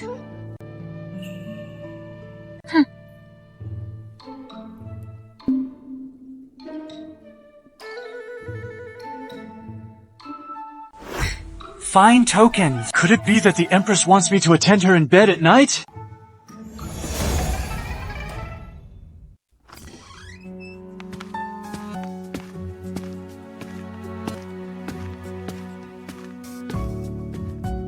I wonder why Her Majesty the Empress has summoned me in the dead of night. What is the purpose? It concerns this love. Earlier today, did you not petition me solely for Yaren alone? What of now?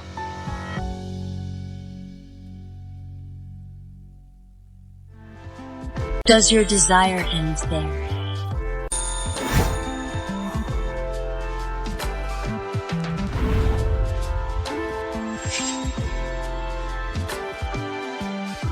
It is mine!